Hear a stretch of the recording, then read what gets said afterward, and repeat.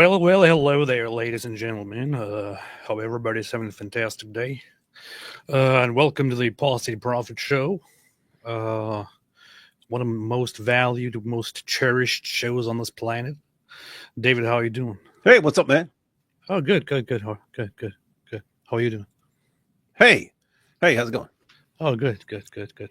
So, David, have you heard of this guy named Elon Musk? I've heard some things about him. Huh. Kind of sounds like a nerd sometimes. Kind of sounds like a Iron Man, Tony Stark kind of guy sometimes. I don't attack my boy Elon Musk. Sounds weird. And then all of a sudden I found out he's a Nazi. Oh, no, I did not see that coming. Just out of nowhere, man. I don't know where that came from. It came out of nowhere. I did not see. Speaking of Tony Stark and Iron Man, it's like in one of those superhero movies when all of a sudden, this guy you've been working with all these years is like, "Hail Hydra," and you find out he's part of this evil group. That's what it is with Elon. Like, oh, this guy's going to take us to Mars to establish a Nazi colony, apparently, so that Nazism cannot be stamped out here on Earth once and for all. It will be spread throughout the galaxy and can't be stopped. So, lots of stuff happened over the last few years. So, not last few years. I mean, over the last few days, actually, which is pretty much the same thing. And we have been wanting to go live. Couldn't really. I got slightly sick. My little son got sick and started bleeding. Yesterday, my little 7-year-old son was like bleeding out of his nose all over the place. I was like, "What is happening?" He was like, "I think I'm dying." And I know you're not dying. This is just what happens. This is what you get when you cross the law.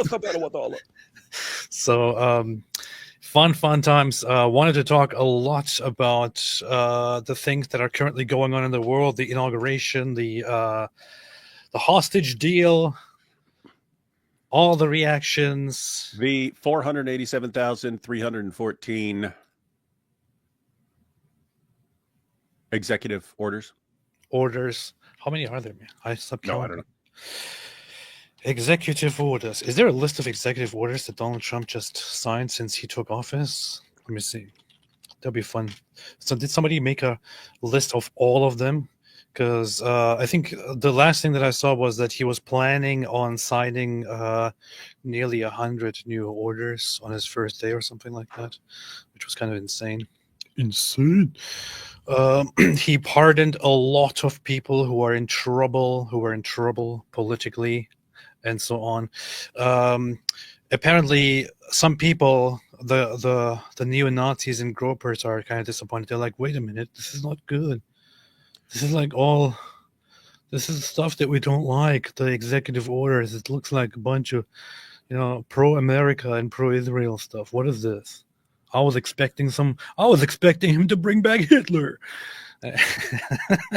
Hey, I actually think these things may be related. I can't say, but during Trump's first term, you know how like periodically every couple of months he would like say like he was always saying something that would tick off a lot of people, but every couple of months say something like totally off the wall and everyone would flip out about it. And you're like, how did this guy just say that?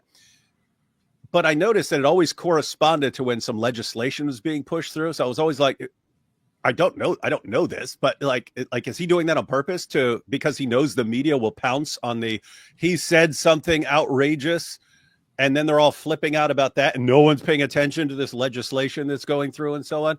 But then you've got right when Trump goes in there, signs 487,314 executive orders, completely overturning everything that the Biden administration has ever done. Right then, Elon gives this mysterious salute, and all the media flips out about that. Right? They're all flipping out about that. Trump is like shutting down the border and declaring Mexican cartels foreign terrorist entities, so he can actually invade to bomb them and stuff like that if he needs to.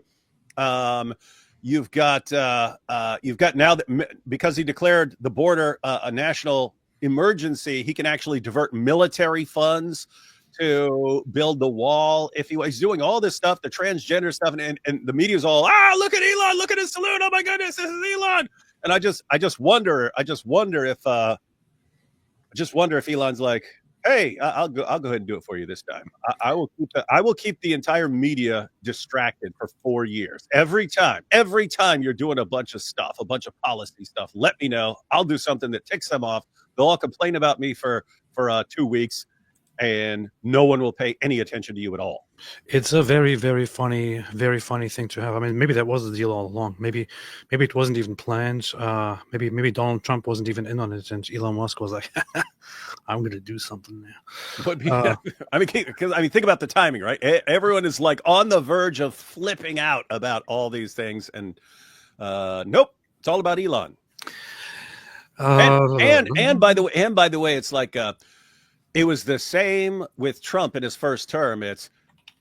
He said this thing, and if you interpret it this way, it's like the worst thing anyone has ever done. But if you interpret it this way, it's kind of harmless. Which one is it? And so with Elon, right? Did he do a Nazi salute right in front of everyone, announcing his true intent, his true evil intentions, or did he do this spastic gesture? And you can't actually pin him down on, but everyone flips out on each other, and there's this big ruckus going on, and the people are saying it's clearly not Nazi salute. Everyone's going, you sound like freaking idiots. And then they're all fighting over it, and then meanwhile, stuff's just sliding through. The executive orders are rolling in. Everything is changing. Everything you've ever believed in has changed. It's interesting stuff, man. It's very, very. Did you see what Candace Owens did? Candace Owens, of course, had to pull the stunt again during the inauguration. No, she says it wasn't. She says it was because of her baby. She blamed her baby. Yeah, right. Her baby did it. Dude, she said it was her baby. It's her 6 months. It wasn't me. It's not my fault. It's my baby's fault. It's my baby's fault. Stop blaming me. It's my baby. So, bad. I shared this video. Lots of other people shared the video, but so what she did was basically so there were these benediction prayers by a rabbi and 2 Christians, and as soon as the rabbi came on, she did something very, very funny. Weird how AP thinks this is funny. AP thinks anti-Semitism. Look how she gets visibly uncomfortable already. Let us pray. What's up with those shoulder pads? They don't work when you're sitting like that. Looks like. You can take me out Almighty for this, God. Mark. Oh, she said for this. Prophet Jeremiah. Yeah, for this. That's the funny thing. She even says for this. For what exactly? I'm not going to listen to the prayer of a Jew. It will make my ears rupture and bleed fire. The funny thing is, you don't have to sit to be there. Nobody's forcing you to like Jews. Nobody's forcing you to like rabbis. Nobody's forcing you to like Jewish people. Nobody's forcing you to do any of these things. But imagine being so petty that a rabbi comes on and you already get visibly uncomfortable, and you're like, "Oh yeah, you can take me out for this one." Yeah. And then you are too cowardly to even admit it when you're called. Then you have to lie. Oh no, it was you blame an unborn baby. Got him. He's an unborn anti-Semite who makes you need to pee whenever he hears the voice of a rabbi through your belly. Oh my goodness. Yep, there's a baby. Got a little baby there who doesn't like the voice of a rabbi. Hey, and here's the thing, because it's your point now, right? Sometimes people can be petty, but I mean, think about this. I mean, you've got Biden there, you've got Kamala. That's hard. That's a nightmare. To their credit, they're sitting there. You had other people like, I'm not going to that thing. I'm not going to that thing. But they go there and they sit, and we know it sucks. We know they lost. We know it hurts. We know everything they think they've done is about to be destroyed. But they came and they sat down there and took it like adults. And Candace can't. Yeah. Let me put it this: Kamala Harris actually put up with the entire thing, and Candace couldn't.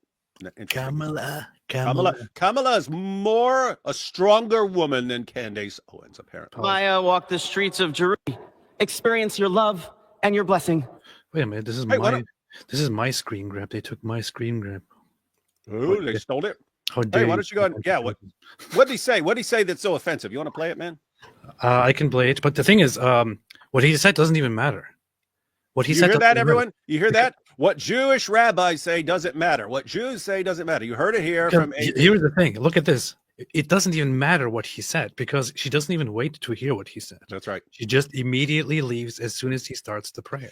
Yeah, it would be one thing if he was like, we want to start off by saying, God bless Israel. And then she flips out or something. But it's not even that. It's like, no, anything this guy's going to say is going to upset my baby. I also checked her live stream. It's like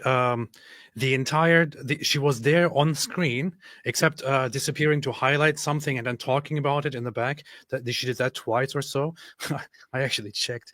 And the only time that she actually left is this specific time when the rabbi comes and prays. You can't control your baby when your baby hears the voice of a rabbi. And look when she comes back. Look. As soon as let us pray for our 47th president. As soon as he's done, she comes back on screen and look at her face like that. Heavenly Father.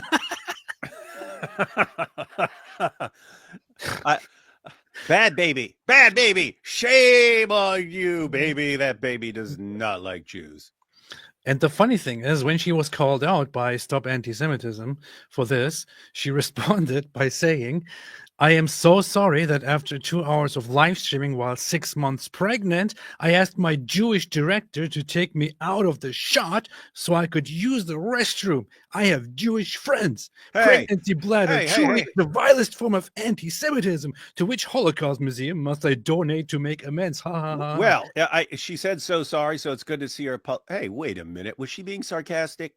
And then look at this. I'm also willing and able to be photographed touring the museum if it restores my reputation with the Zionists for this ill-timed party break. Please advise. We must stop anti-Semitism and all of its forms. Here is the problem.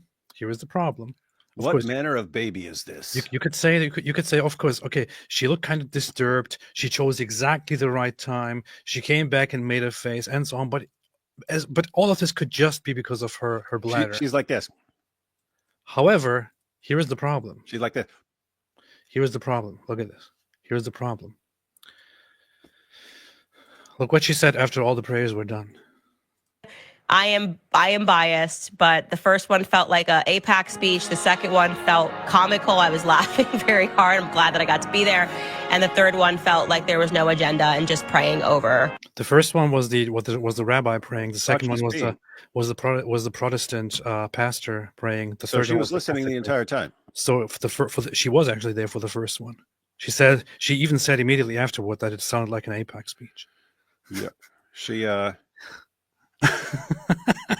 so she was listening. She just wanted to be off camera while she lashed some Jew that she's got tied up in her office, whoever she keeps appealing to as her producer or whatever.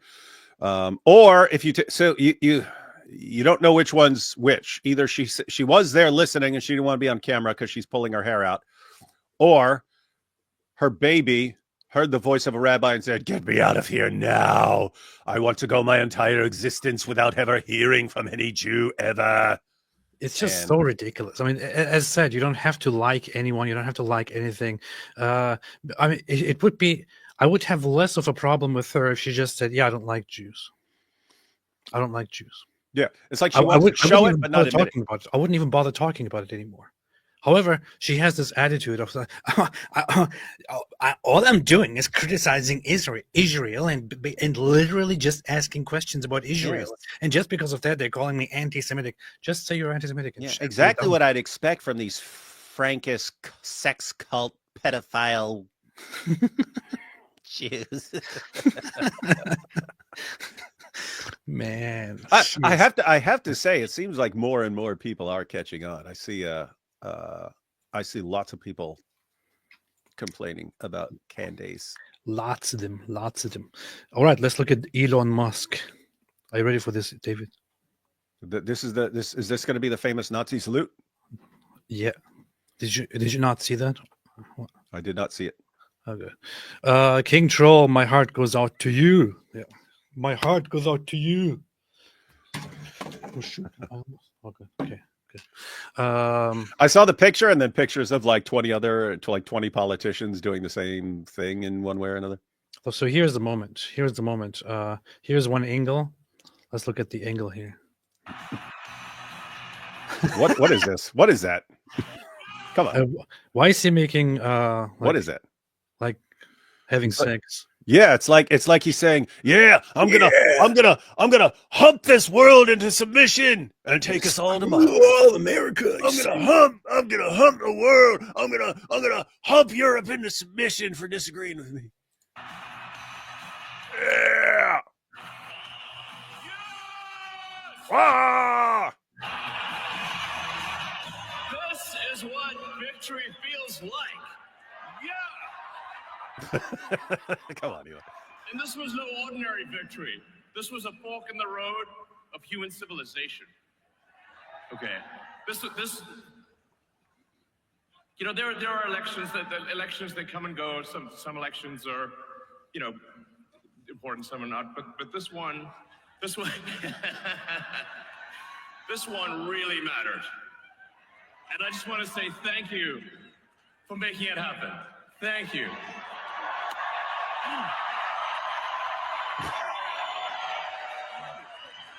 There, he did it. You. It is thanks to you.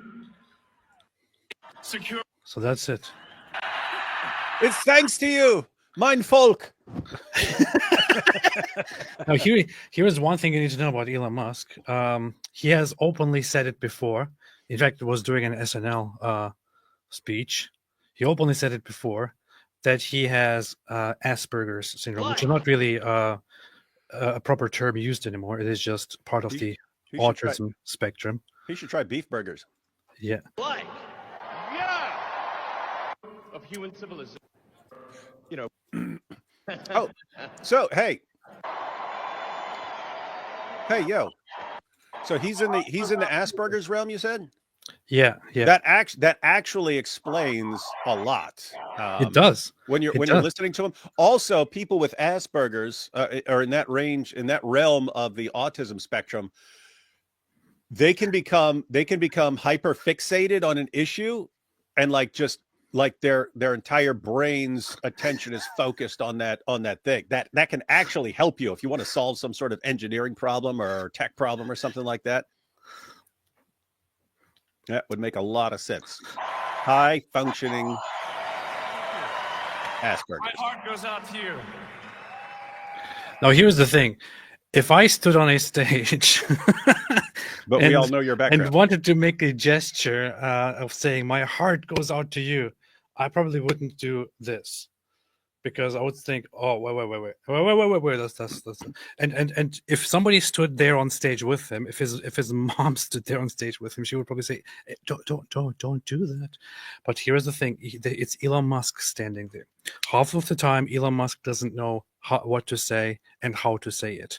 You can observe this very, very easily. The funny thing is, any interview you've ever seen with him that I heard of that I heard of Elon Musk was there was a there was a former employee talking trash about him, and the talking trash part was that she doesn't understand how this guy became so famous, because when he stands and speaks to employees, to the team, he doesn't make any sense at all. It's like he can barely put two words together. That's how he is in interviews. Up. He laughs about random nonsensical things. He makes jokes that are not even funny, and so on. The thing is, all of this sounds like, okay, well, they're very dorky, very strange. But once you understand the condition of this guy that he's on, which is it's not an illness, it's just an irregularity, a neurodivergent state of his mind. He is on the autism spectrum. He has an autism spectrum disorder, high functioning autistic. He is very awkward. He doesn't exactly know how to interact with other people, how to be properly social. But the thing is, you can see very often how he appears like a complete dork when he's on stage, and is being very goofy. The guy can't afford it because he's the richest man in the world. He has achieved so much stuff. He can afford to be a dork and to embarrass himself on stage all the time.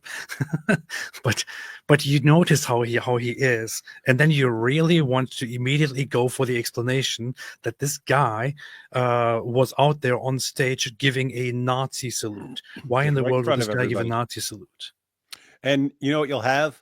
Like 5 years from now. 5 years from now, it'll be like, okay, all right, we're sending our manned mission to Mars. We've got everything ready, and you'll have like AOC be like, no, we can't do this. He already admitted that he's a Nazi back in the inauguration 5 years ago, and they'll still be harping on it. It'll be 50 years from now. It'll be 50 years. It'll be old Elon. He'll probably be half cyborg by then. And I'll be like, no, look, he's making a robot out of himself because he wants a robot Nazi so that he can never die until the Nazi party. And we know this because of the 2025 inauguration. So the thing is also, so here, Emily Tedesco said, I'm on the spectrum. The issue is theory of mind. We lack it, not seeing things from another's perspective. He didn't see how this would look from an outsider's perspective. This is one of the very, very important points. I actually talked to my wife about this because my wife happens to be an expert in this field. She happens to be a speech therapist, an SLP, speech language pathologist. She deals with people who are on the spectrum, who are autistic, who have speech delays and disorders and so on all the time, and helps them and studies it. She went to school for it. She got a degree in it. She has been doing this for a long time. And I don't want to sound like Ben Shapiro and say my wife is a doctor, but that's basically what it sounds like. But I talked with her about this, and she told me the exact same thing. She said she saw this video and she laughed, and she said, people don't get it. This is clearly an autistic person. What did she call it? Making moves constantly, stimming to stimulate himself, to deal with things around them, to deal with pressure. This is why he is constantly moving around and doing awkward things, and making sounds and looking around and so on. That's what he does. That's what they do. You heard it here, folks. You heard it here. AP is saying there's no problem because my wife said so. That's his evidence. Nothing to worry about, nothing to be concerned about. Guy giving a Nazi salute at a presidential inauguration where everyone is concerned about fascism. And don't worry, AP says his wife said something, and that's the case cracker. It's called stimming. I do this a lot because I do this as well, because it's also something not only people with autism do, it's also something people with ADHD and others do. It's just a way of dealing with things and handling things. But the most important part that Emily just brought up is that somebody with his condition or somebody with his, with his mind, somebody with his syndrome would hardly be able to tell how other people view things, because he lacks the ability to actually put himself into other people's positions and to perceive things emotionally and socially from their perspective. He doesn't really get it. So all he can do is just naturally express in awkward ways whatever he feels in the moment. And afterwards, it might seem a little bit strange, but what's done is already done. This is it. But here's the thing. This is also not how a Nazi salute looks. Yes, it is. kind of like a Nazi salute there, bro. Look, I don't want to demonstrate what it looks like. Oh, you want to demonstrate? You want to demonstrate in private. I'm pretty sure that that people have already pointed out what it actually looks like, because throwing yourself back and giving to the people is not what. There it is. There it is, everyone. Y'all see it right now. Look at AP. He's just like this. He's just like this.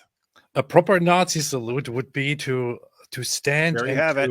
Give Demonstration a salute, from the expert. Give a salute to people by raising your hand to a certain extent. Someone knows an awful lot about Nazi salutes here. Look, all these people cheer. Hey, imagine if the entire crowd went, yeah. That'd be crazy if the whole crowd did it back. I think he might have gotten it then, been like, "Uh-oh, what just happened?" The funny thing is also that he responded to this whole thing quite a bit. And one very nice thing that he said, about which the gropers and others really did not like, is he called himself a Zionist. And some people were like, "Oh, of course, because Zionists are Nazis." But he actually called himself a Zionist. He said, "Imagine I'm a Zionist Nazi." Wait a minute, where was that? Oh yeah, here.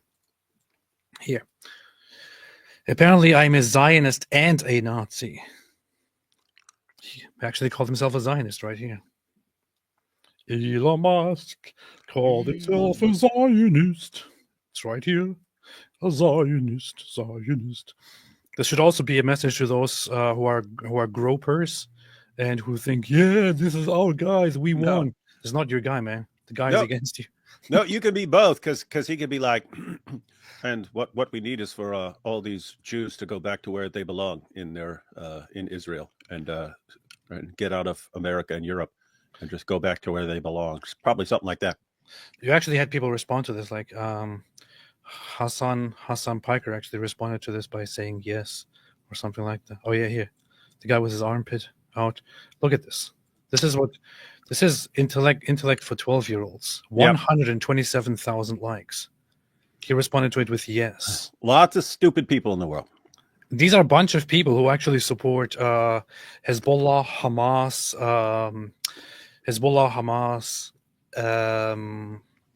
the Houthis, and so on, which explicitly say they want to destroy Israel, death to the Jews, curse the Jews, and so on. Hamas says they want to eradicate the Jews, but these guys support those people. They support those who actually believe in Nazi policies and Nazi actions, who actually want to eradicate the Jews, but then they come here and have their fake outrage about what Elon Musk did with his arm.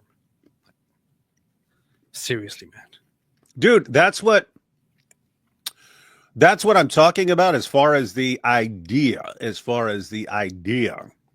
that it's actually an intentional distraction, because if you know what will make the media flip out, like, ha ha, we got him now, you can actually use that. You can say, okay, I will give you something to flip out about, where only people on your side are going to be really, really impressed by it, and everyone else is going to think you're a complete insane lunatic.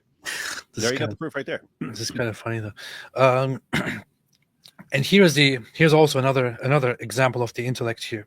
300 likes over this, linking the Havara Agreement. Now, the Havara Agreement is something that some people bring up to say, "Oh, Zionists are actually working together with Nazis." They don't even read this. So the Havara Agreement, just to summarize it very briefly, was an agreement by the Nazis at the very beginning of their government, initiated by a Nazi who said, well, our primary goal is to get rid of the Jews in Germany. I have a solution. I can work together with some guys who want to establish a presence over there in what the British call Palestine anyway.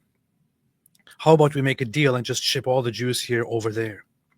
And initially, Hitler never really liked the idea, but other Nazis did like it. And for a brief time, they attempted to put this into motion. But Hitler wasn't supportive of it. Other Nazis weren't supportive of it. They thought it's a waste of time. Why are we even working together with these people? There should be a different solution, and so on. So they dropped it. That's it. The idea was just to get rid of the Jews and to ship them away. And if they want to have their own land in this other place, how about let's just ship them over there? They dropped this plan later on and instead resorted to what they called the final solution, which would be to eradicate the Jews. Hey. That's what they went for. But here you have these guys posting references to the Havara Agreement and posting this as proof that Zionism and Nazism go hand in hand. Hey. So the idea, ladies and gentlemen, is early on when they're getting started, Hitler just wants to get rid of the Jews. And then hey, why don't we, okay, if there's a place where we can just ship them all, then why don't we do that?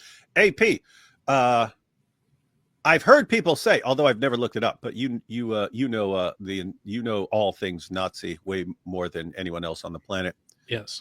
I've seen people connect the Grand Mufti to this. That the Grand Mufti's telling Hitler, "Hey, you're trying to ship them all down here. We want them wiped out, not shipping them down here. So why are you shipping them here when we don't want them? And what you need to be doing is wiping them out." But I don't know if there was actually. I mean, I know they met and they were discussing things and they were discussing plans for the future. But I don't know if that guy actually played a role in convincing Hitler, no, don't send them here, just exterminate them. Well, there is no direct and clear evidence that Hitler was directly influenced by the Grand Mufti Ryan Gosling, but he did, however, have a meeting with the Grand Mufti Ryan Gosling, and what they talked about is that, of course, the biggest problem, the biggest enemy that both of them have together is the Jews. So what Hitler did promise him is, once we are done over here with the Soviets and the British, we will come down there to the southward to Palestine, and with you together, we will eradicate the Jewish element in your presence as well, which would be the final step to get rid of all of the Jews in the world, and then to give them, the Arabs and Muslims, full control over the region. So the Grand Mufti Amin al-Husseini, also known as Ryan Gosling, he did get a promise from Hitler, and they probably did influence each other. He also privately said that Hitler also said that he quite likes the Grand Mufti. So despite the fact that, Hitler really didn't like Jews. In fact, really. He really didn't like Jews. On a very personal level, he was disgusted. You heard it here, folks. Breaking news. Hitler really didn't like Jews. He was personally disgusted by them, but he loved Hajj Amin al-Husseini, Love that dude. Also known as Ryan Gosling. So what do you say? What do you think about that? And the funny thing is, these guys link Wikipedia. If you actually go on and read the Wikipedia page of this Havara agreement, you will also quickly find out that this was a very controversial idea even among the Nazis themselves, that many Nazis opposed this plan. Eventually, it kind of didn't really go through, and so on, and later on developed into the final solution. Because the idea was, we are spending way too much time and money over this nonsense. There are better ways to deal with this. So that's what they did. This is the intellectual depth of these guys. This is the intellectual depth. But hey, look at these guys. There's the proof. No, it doesn't matter. It doesn't matter because they're not rich. Why is... They're not rich like Elon. The protesters all Nazis. In all seriousness, you're retarded beyond belief if you think Elon Musk did a Nazi salute here. It's clear he's gesturing from the heart, deeply moved by emotion and gratitude. He literally says, "Thank you. My heart goes out to you." Yeah, but he says, my heart goes out to you. He's actually talking to Hitler there. So that's what he's actually doing. Busted. And I just want to say thank you for making it happen. Some of his hair sticking up in the back on the other side. How's this guy a quadrillionaire and his hair is more messed up than mine? It is thanks to you. Look, hey, look right there. Even his hair is giving a Nazi salute in the back. You can't hide. You can hide your face, Elon, but not your hair. You know what this reminds me of?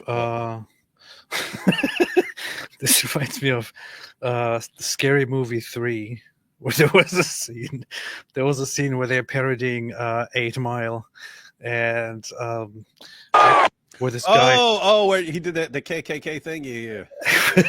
I saw that clip. I never saw the movie, but I watched this clip. Because if you watch if you watch Eminem clips, this will pop up as recommended. Yeah, it reminds me of this.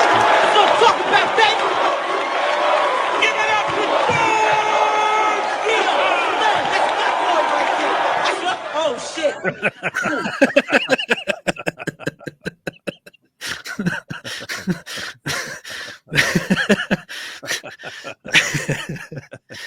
This This is what this reminded me of. It's never thought I would see that in real life. So You did not see it. For making it happen. Thank you.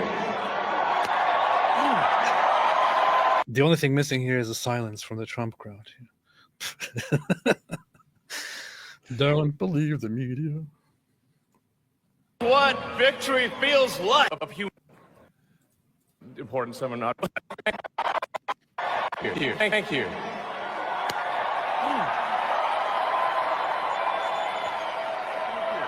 Whoa, he did it multiple times.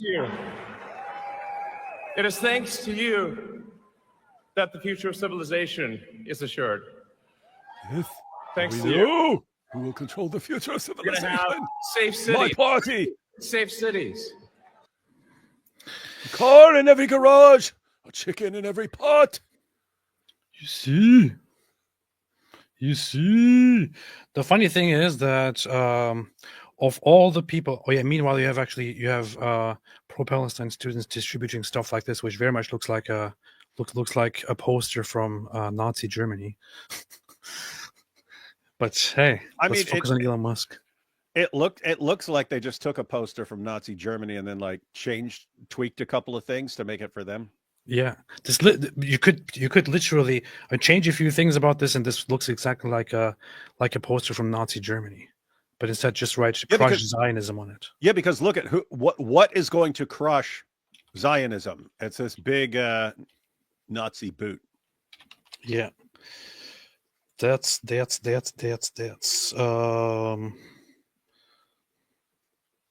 it's so funny. I'm not gonna bring them up, but Google posters of Nazi anti-Jewish propaganda. That's literally what you get. Here is AOC. Shameful. Disgusting. I can't believe that people are making the Nazi salute in today's time. New Yorkers elected a literal Nazi. Look at this. She's doing it again and again, like in your face. Like here, you didn't get it the first time. Here it is again. Hey, and you know the subtitles there are fake. The subtitles there are fake. She's saying, "And we will push the Jews into the ocean." I posted this again earlier because I saw a video of somebody saying, when Israel says it is not an apartheid, show them this. I took the caption as it is and just posted this. Mm-hmm. So powerful. What was I gonna bring up? Oh yeah, here you have one thing that was close to changing my mind is this here actually. That's powerful. You have this and this, which is this kind of looks convincing to me. Very concerning. Concerning. Disturbing. Concerning. Absolutely concerning. And then you have this. You have this comparison here. Do you see this thing? Mm-hmm. Do you know what it is? Why don't you tell everybody? This says bring them home. Home to Israel where they belong, not here.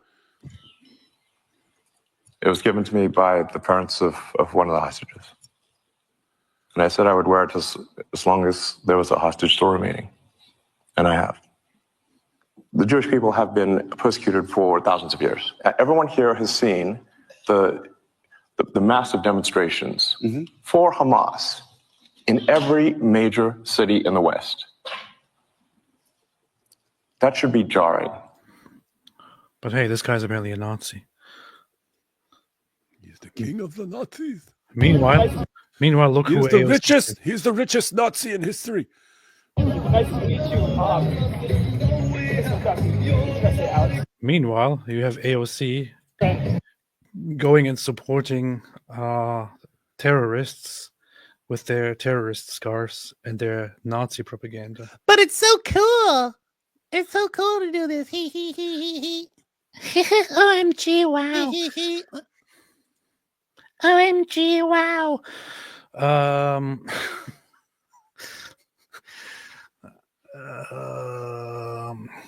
Oh yeah. The funny thing is the ADL. Look at the ADL. people really don't like the ADL, and it's not just limited to people who don't like Jews or don't like Israel. It's like across the board, people have big problems with the ADL. Mhm. Here's the ADL. Of all the organizations and people out there, the ADL literally came out and said, "This is a delicate moment. It's a new day, and yet so many are on edge. Our politics are inflamed, and social media only adds to the anxiety. It seems that Elon Musk made an awkward gesture in a moment of enthusiasm. It's not a Nazi salute." So, some people were shocked that the ADL is saying it's not a Nazi salute. Wait a minute, aren't they supposed to say he's a Nazi? Wait a minute. What if the ADL is a bunch of Nazi sympathizers trying to cover up for Elon? El Hydra. They get it and say it's not a Nazi salute. But again, we appreciate that people are on edge. In this moment, all sides should give one another a bit of grace, perhaps even the benefit of the doubt. What doubts, man? Hey, you just had a Brother, I have doubts. What doubts, man? you just had a cool super chat on this from Key. Caboose. Key, Yeah. what's up, Key? Key, stop taking things out of context, guys. When Elon said bring them home, he actually meant bring them home from Argentina. bring my comrades home. Sarah, if someone please tighten my leather straps, I can't study. You have to work on that a little bit. Yeah. Shake Mike Wingeling. I watched American Primeval, and wow, do these Mormons seem like bad hombres? America really needs Islam. Trump should have had 2 imams in the inauguration. I watched that series too. There's this new series called American Primeval. It primarily revolves around the Meadows massacre of the Mormons against pilgrims or merchants traveling through Utah. It's an interesting show. There are some historical inaccuracies in this show, but largely it's quite cool. I know this is a joke super chat, but I just feel the nerdy need to comment on it seriously. For example, in the show, they depict it as if Brigham Young was actively involved in going there and deciding to have people killed and so on. There's actually no evidence for that at all. Just want to point that out. But yes, very, very interesting show. But yeah, hey, speaking of the imams, they were supposed to have an imam attending and praying, and we complained about it and highlighted it and said, are you people insane? Why would you have this guy on during the inauguration to have him pray? That was this guy. He was on the schedule before, Imam Hussam al-Husseini from the Karbala Islamic Center from Dearborn, a pro-Hezbollah My home guy. away from home. Yeah, and they actually disinvited him. Shameful. Very Islamophobic. After people called him out for being pro-Hezbollah and so on, they actually disinvited him. So only the rabbi, the pastor, and the Catholic reverend. Pretty messed up. After Muslims helped Trump win Michigan, this is how he treats them. Throws them right under the bus. Powerful. Doesn't even help them spread their Hezbollah propaganda. Shameful. Powerful. Powerful. So the ADL said this. Elon Musk said, thanks, guys. He finds it funny. The funny thing is, the ADL and Elon Musk don't have a very nice history. No, they won't. See, guys, that you have all these organizations like the Southern Poverty Law Center, right? It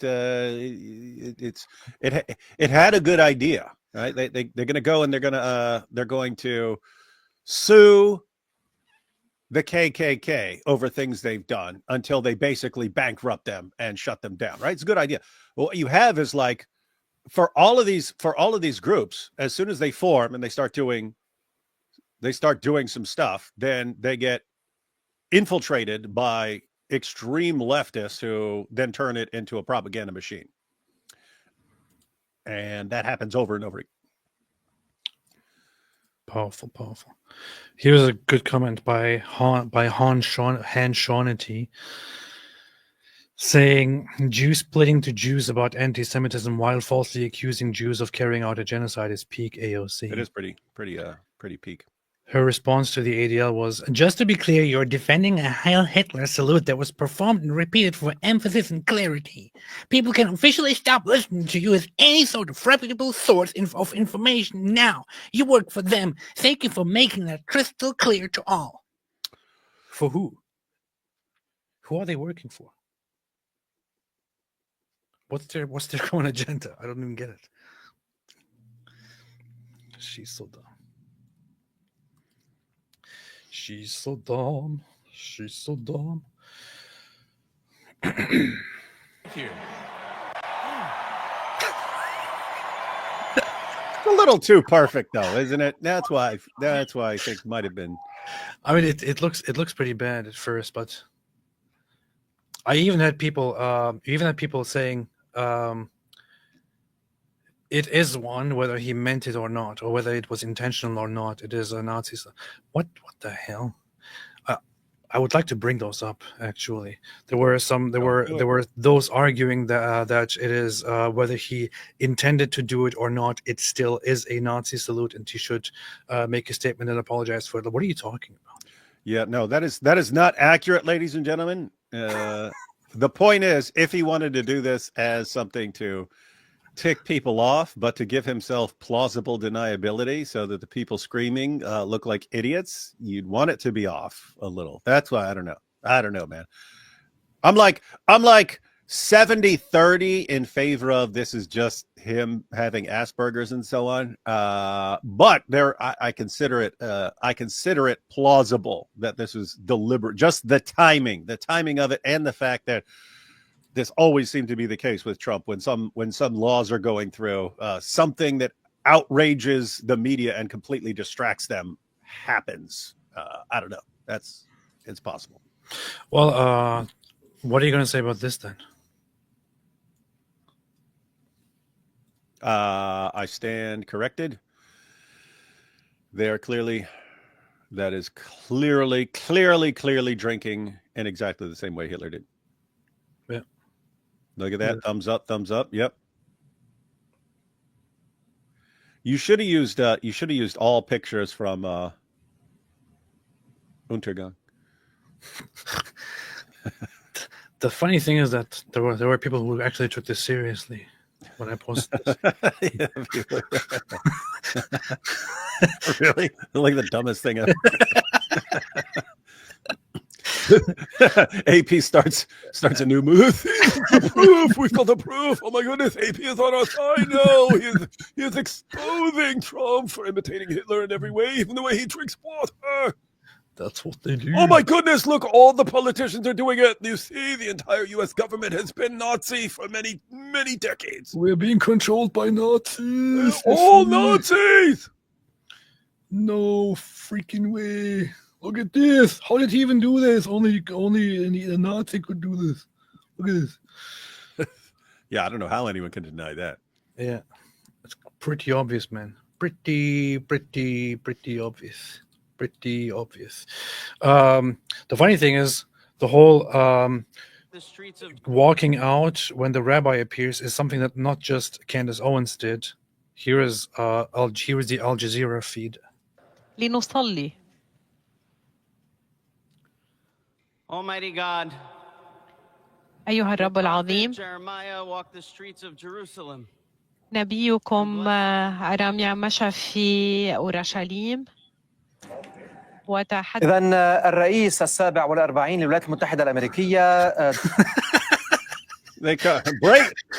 Breaking news! Breaking news, everyone! A penguin has fallen into the ocean off the coast of Antarctica, and let's talk about that for another. How long is this guy going to be on? 2 minutes? Okay, let's just talk about that penguin. Everyone's worried about this penguin, ladies and gentlemen. The thing is also what he mentions Jerusalem.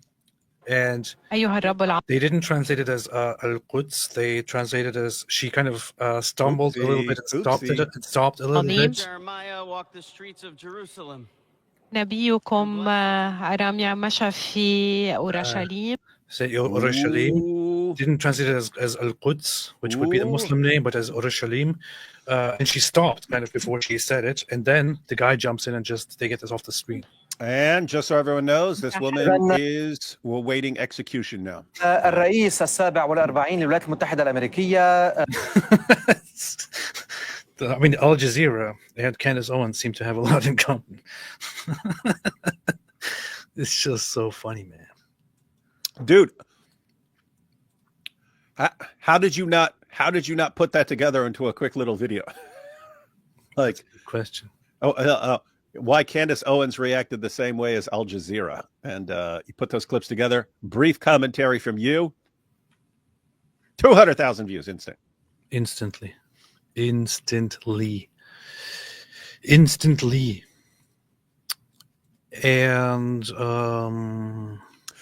Bridget Fedesi. Yeah. Fedesi, I'll be your Fedesi. It's 12 past midnight. Don't close your eyes. Here's also what was happening on the stage of Donald Trump after the inauguration.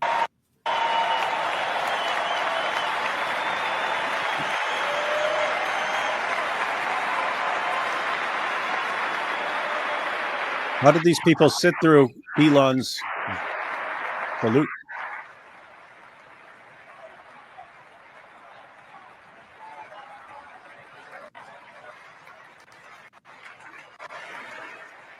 Notice Elon. Elon is not there.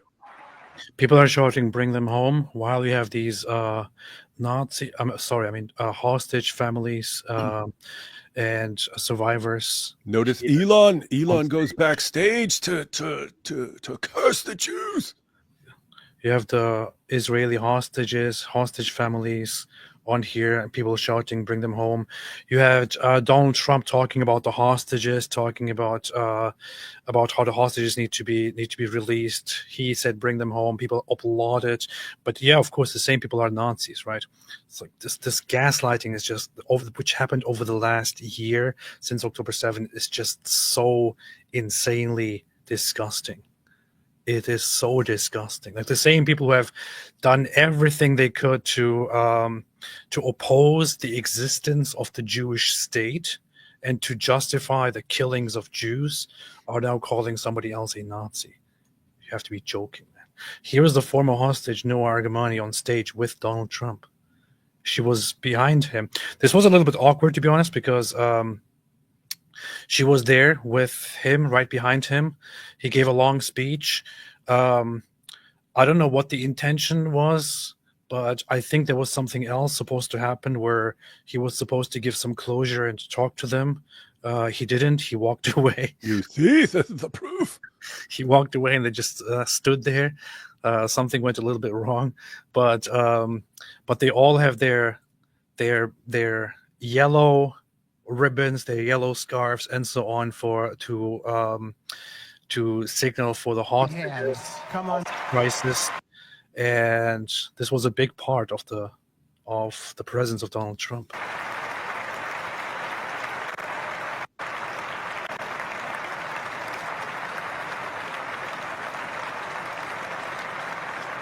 These guys are not the Nazis. Your Hamas people are the Nazis. Those people who shout "Free Palestine" are the Nazis. In fact, what you call Palestine are Nazis. That's it. Palestine equals Nazis. That's literally it. As simple as that. But hey, you know who else is a Nazi, actually? This guy. You put yourself up there. You said this guy, and it's yourself on the screen, and then you have to click on it, and then. I didn't put a cell phone on the screen. I don't know what you're talking about. But here's Andrew Tate reposting a literal Nazi post, which says, "Me 30 seconds after Trump became president." Now, some people have suggested that this is just this is a joke. It's parody. It's in reference to Elon Musk. It's not any of those things. Not any of those things. The profile here, the account in question, is a serious Nazi account. And this was also posted before Elon Musk made the gesture, which they started interpreting as a Nazi salute. And here's Andrew Tate reposting this and endorsing it. These are the real Nazis here. It's not Elon Musk who's the Nazi. I have not seen a Nazi who actually stands up for Jews and Israel. That's what they do. So, David, what do you say? Well, couldn't be any clearer. Wait, go back up. Go back up. Did he respond to Zuby? Oh, yeah, Elon responded to Zuby. Zuby says, we are re-entering an era of common sense after a decade of retardation. And he says, yes, that's funny. After a decade of retardation. Oh, boy. Powerful. Isn't it weird? It's like one of the funniest words to use, you're just not allowed to use, and then people are sick of it, so they're like using it anyway everywhere now. What he also did, he actually drew attention earlier to something on Wikipedia where there is a biased editing going on, which is accusing Israel of killing their own citizens or something like that during October 7th. Thomas Sowell there, that's the man, just so you know, but go ahead. Oh, yeah. That's the guy who said, he said way back in the 90s, and he was commenting on going back to from the 3 decades since the 60s. He said, we spent the last 3 decades replacing what works with what sounds good. And that just kept going. Here are all the things that have worked. Okay, don't do those. Do these things that sound good to us in our heads after we've been educated at elite universities that programmed us to think that certain things sound good. But point is, smart dude. So don't just put a picture of him up there and then talk about your Nazi propaganda. I don't care about Thomas Sowell. Isn't he dead? Because he's black. No, I think he's still alive. I think he's just really old. Is he dead? Oh, I don't know. Let me see. I don't know. He's alive and kicking, 94 years old, like a boss. Oh, well, nice. Well done. Well done. Well done. The biggest highlight, the biggest star of the event, though, was none other than somebody that everyone loves and has been in love with forever. A great hero. Many people consider him a hero. Some people even say that he might not even be human because of how great and how awesome he is. He might actually be a lizard. And that would be Mark Zuckerberg. Here. He's checking out this chick's boobs. That is funny. That is funny. Dude, you seriously, cameras are watching you, man. Cameras are watching you. Like, no, I was just checking out the fabric on her shirt. I was like, wow, this is what is this? What is this cashmere? Is this silk? What is this? Like, you don't want to shame somebody. Oh, wait. Does she have a shirt on with just like, does she have that jacket on with just a bra or something on? Something like that, yeah. Something like But look, it's funny because I think someone may have drawn attention to something because it looks like the other guy's leaning into. Look, it looks like so you've got Zuckerberg, you got the guy in front of Zuckerberg. It looks like he's looking back to check it out. Look, and then the guy on the right, the very right, looks like he's leaning in, and then the guy behind it looks like he's leaning in. But here's the video.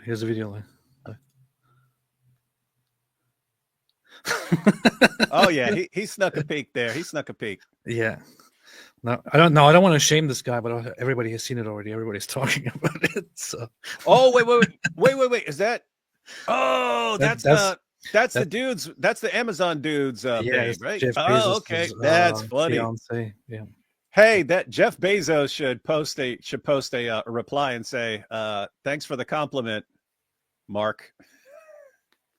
It's funny. Yeah. The highlight of the day. See.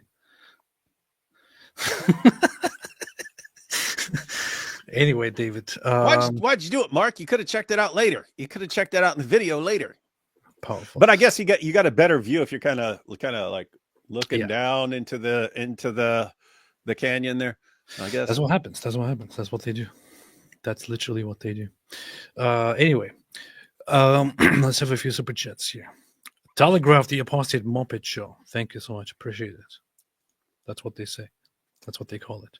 Apostate of Allah, how they are making fun of Elon, who has Asperger's, is really wrong. So much for inclusion. The left is so stupid for calling him a Nazi. It's kind of funny They are all about ableism and differences and so on, until somebody that they don't like does something that they find problematic. It's kind of stupid, because what he should have done is instead, he could have just gone on stage and put a keffiyeh on with a Palestine flag and said Hitler was right. Then nobody would be outraged. They would all be fine with it. Instead of that, he did this. See? Yeah, and hey, look at that picture, because everyone's focusing on them all doing the Nazi salute, but also notice they all of them, all four, have microphones. And you'll remember from the Kanye interview, didn't Kanye point out that Hitler invented microphones? Ooh. It's not true. It's not true. But Kanye spread the story that Hitler invented, he said, highways and microphones. And here you see everyone giving a Nazi salute with a microphone. Ooh. And let me guess, they were on a highway to get to this event, and on a highway afterwards. Highway, microphone, Nazi salute. Every step of the way, it's Nazism. You also have this here, which is very, very obvious. That's Illuminati.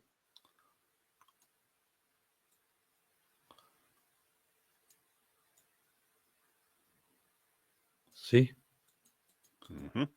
Illuminati right there. Confirmed. Illuminati confirmed, everyone. And also right up here. See? Anyway, this is the only reason that I just installed a program where I can draw on things that are on my screen. Perfect. Now that the purpose of that is served, I can finally delete this program. I've seen you draw before, like when we were drawing on maps and making fun of their claims that when David ran from Saul, he went to Mecca. The Bandalorian says, the Bandalorian, NASA was funded by Nazis, so too late on Nazis in space travel. This is true. Robert Michaels, Elon, let the intrusive thoughts win. Brian Bloom, all the Nazis are calling Elon Musk a Nazi. This is funny. Steve McLovin, Trump says gender is based. It's based. Trump said gender is based at conception. Male doesn't exist until 6-7 weeks. He killed men in a pen swap. So proud of our first woman president. This is powerful. Powerful. I didn't hear him say that. I don't know what he said about that. I saw that he made some interesting. He said that in the U.S. from now on officially there will only be 2 genders. Yeah, I saw that. It was pretty. They're pretty brutal. They're pretty brutal on the trans community with that one. Well, I'm glad he did that, because I was kind of getting confused. Like how many genders are there? It's like I couldn't count. Like every day, this was one of my biggest worries, to be honest. In the mornings, I would wake up and without being able to properly go about my day, I would wonder how many genders there are. And it's just I'm glad that this has been clarified. So. And you see your buddy Andrew Wilson. Andrew, oh, yeah. as soon as Andrew Wilson tweeted something like, Trump just made it official, Matt Dillahunty is gay. You're just messed up, man. Dude used the new presidency to attack Matt Dillahunty. What Donald Trump also did here is, so plans include removing sanctions on Israeli settlements in the West Bank, which is... It's a pretty harsh step to take, some would say. So leaving the World Health Organization, I kind of have my reservations about that. Protecting the meaning and value of American citizenship, revoking the whole birthright citizenship system so that people can no longer claim citizenship by being born here. Or by being born. Declaring that only 2 sexes are recognized by the U.S., male and female. This is pretty racist against all the other sexes. Leaving the Paris Climate Accord. National emergency, remain in Mexico policy. Dude, some of that stuff is big, like declaring the cartels a foreign terrorist organization. Yeah, you just go bomb those dudes if you want. So there's that. By declaring the border a national emergency, you can actually divert military funds to border security, building the wall and stuff like that. And so a lot of stuff happened right there at the beginning. There are some symbolic orders of. So he signed a total of 26 so far, apparently, of giving a policy of prioritizing America always, which is kind of like doesn't really mean much in practice at this moment.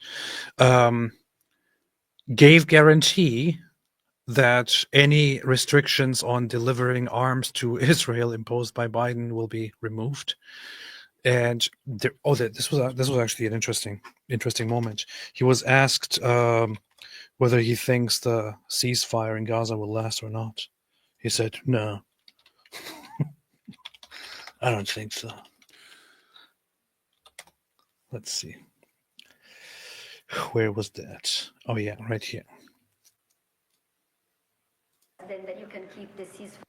Then are you, Mr. President, that you can keep the ceasefire in Gaza and conclude the 3 phases of the deal? I'm not confident. That's not our war; it's their war. But I'm not confident. But I think they're very weakened on the other side. He said he's not confident at all that the ceasefire will be kept. Mm-hmm. Gaza, boy, I looked at a picture of Gaza. Gaza is like a massive demolition site. That place it's really got to be rebuilt in a different way. Do you plan to help rebuilding? Good point. Oh, dude, did you catch that? Did you catch that? Yeah. Like he just kind of talks, but it looks like a demolition site. It's got to be rebuilt in a different way. Like totally different meanings of rebuilding there. He's not talking about rebuilding the buildings. It sounds like he's talking about rebuilding the buildings, but when you say rebuilt in a different way, you mean like the politics and so on. Gaza will be rebuilt. Oh man, he should say that. We're going to rebuild Gaza in a much better way. The thing is, his envoy guy, Steve Witkoff, also apparently suggested that that they may be working on a plan to properly and humanely relocate much of the population of Gaza to a different country. And one of the suggestions was that apparently there are plans of moving lots of people from Gaza to Indonesia, Smart. which is one of the whole things island, beautiful tropical island that came up. The thing is, Indonesia said as a response to that they have never heard of this plan. They have no idea what this is all about. Sorry, you thought we were asking Indonesia. We weren't. We're announcing it. We're taking all the Palestinians and we're dropping them on an island. You have thousands, so no complaints. Thousands of islands. You can give up one decent quality island. The Jakarta Post says Jakarta never heard of Trump's plan to relocate Gazans to Indonesia. We don't have to tell you. We don't have to tell you. Couple planes are going to be showing up. Going to be loaded with people. Gaza is interesting. It's a phenomenal location on the sea. Best weather, everything's good. It's like some people say I should turn it into a great golf course. I might do that. The question is where we're going to put these people, and I say Indonesia. He might build a new Trump Tower there. Beautiful things could be done with it, but it's very interesting. But some fantastic things could be done with Gaza. How do you see the future? That sounds awesome, dude. That sounds awesome. Imagine you could have. Well, you certainly can't have the people that were there. Most of them are dead. Most of them are dead. Some people were like, is he saying it's good that Palestinians are dead? No, he's talking about Hamas. He's talking about those people. So the question is... Governance for Gaza. How do you see the future in governance? The future of governance in Gaza, he says, of course, it can be done with those who are already there. So he's talking about Hamas. Mm-hmm. And he says that most of them are already dead anyway. So for Gaza. Well, it depends. I can't imagine you could have... Well, you certainly can't have the people that were there. Most of them are dead.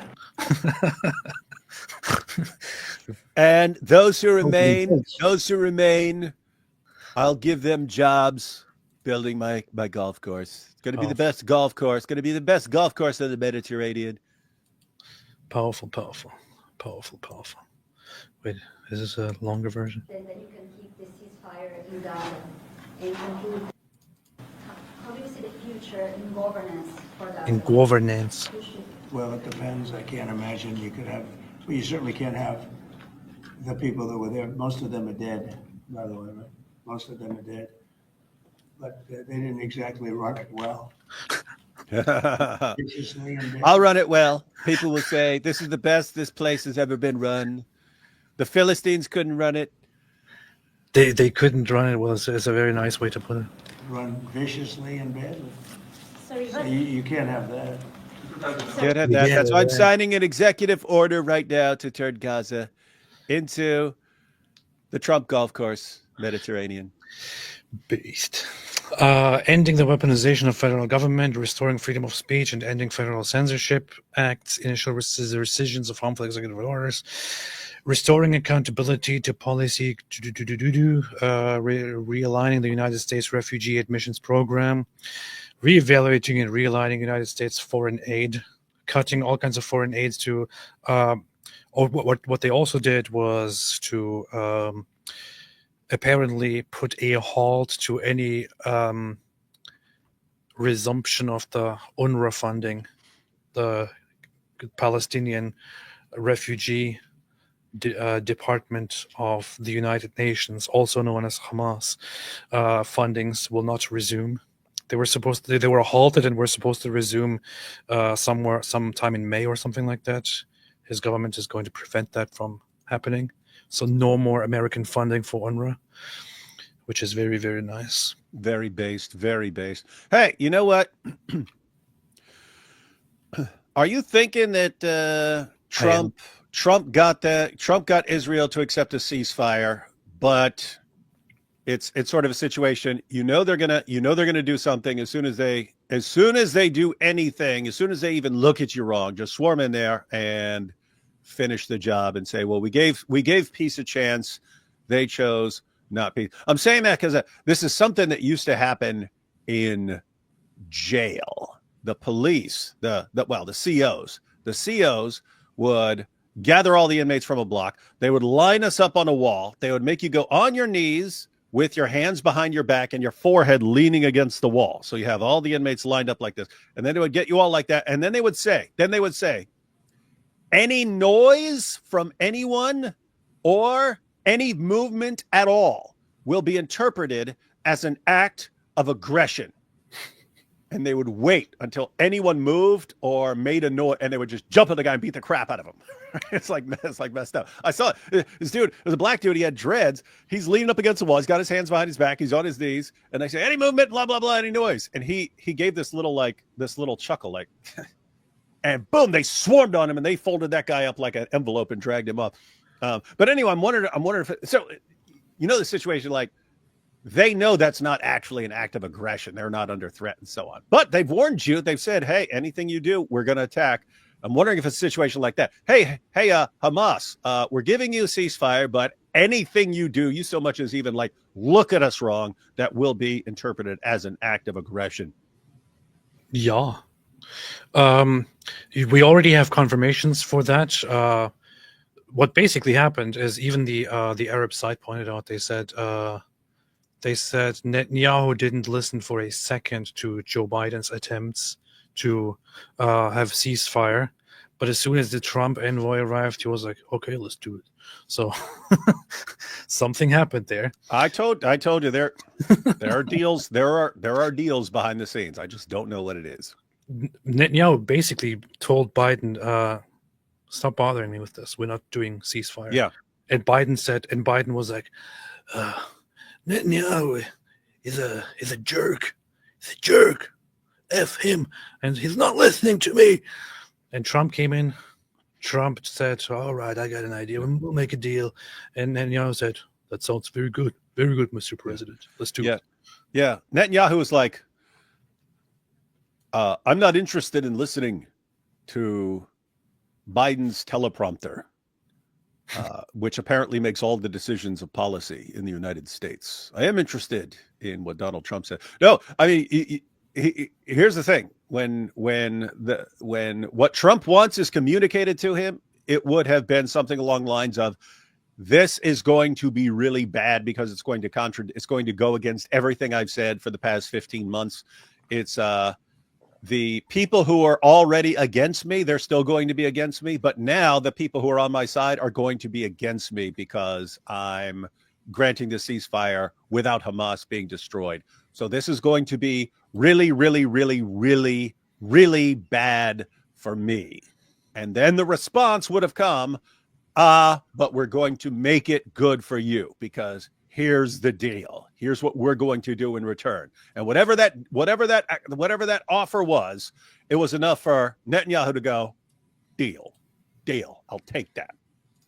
Since he was elected, Trump was completely committed to the release of the hostages. We spoke on Wednesday. He congratulated me on the agreement, and he emphasized, and rightly so, that the first stage is a temporary ceasefire. This is what he said, a temporary ceasefire. Towards the next stages of the agreement, we are holding on to some significant assets so that we can bring back all of the hostages and in order to accomplish all the goals of the war.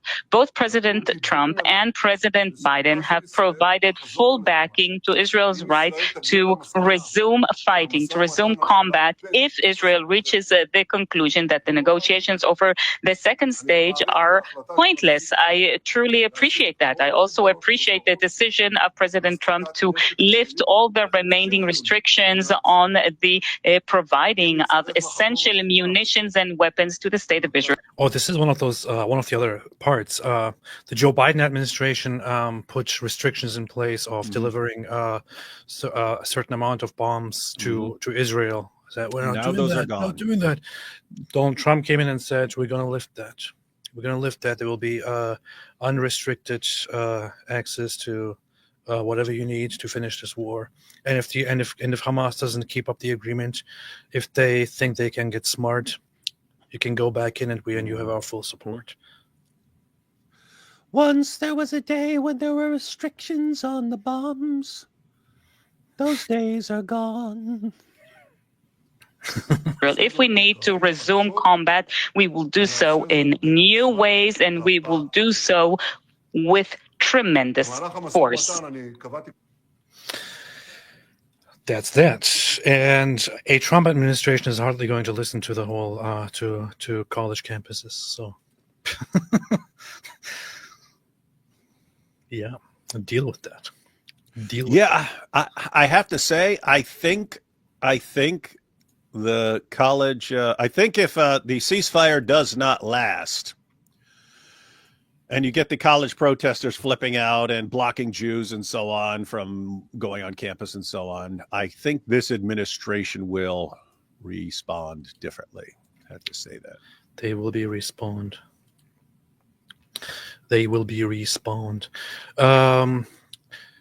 There was a terrorist attack in Israel, which some guy who apparently went over there from America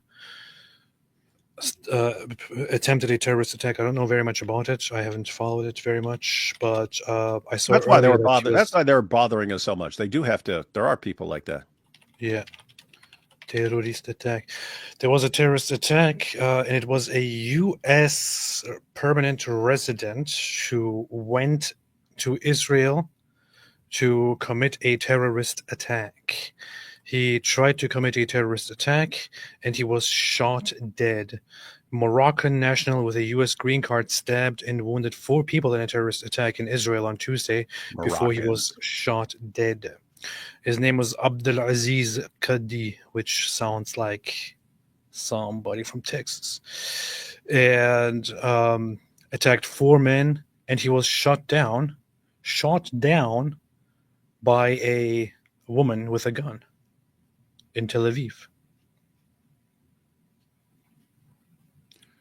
He got taken out by a chick? Yeah.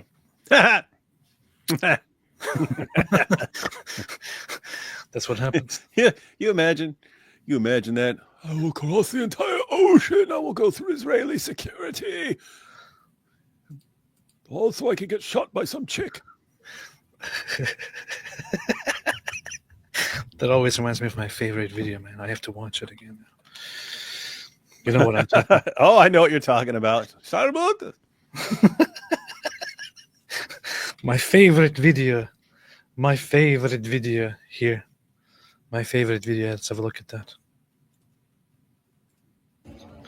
This reminds me of my favorite video from Israel.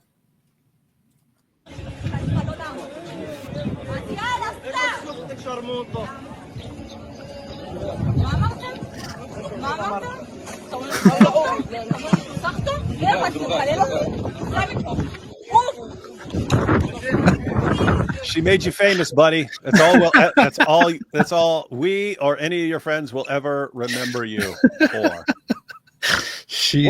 The dude. It's so crazy because the dude was already a coward because he waited until he's well past her, past the crowd, a bunch of people standing in between her and him, and then he yells it. But she's got some like sonar or something like that. She zeroed right in on him.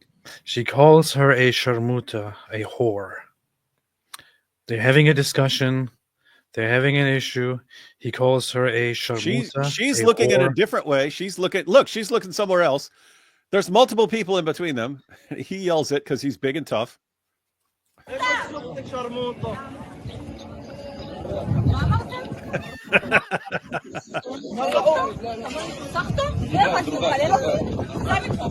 know what she's saying? She's saying, "Ha! I have perfect pitch.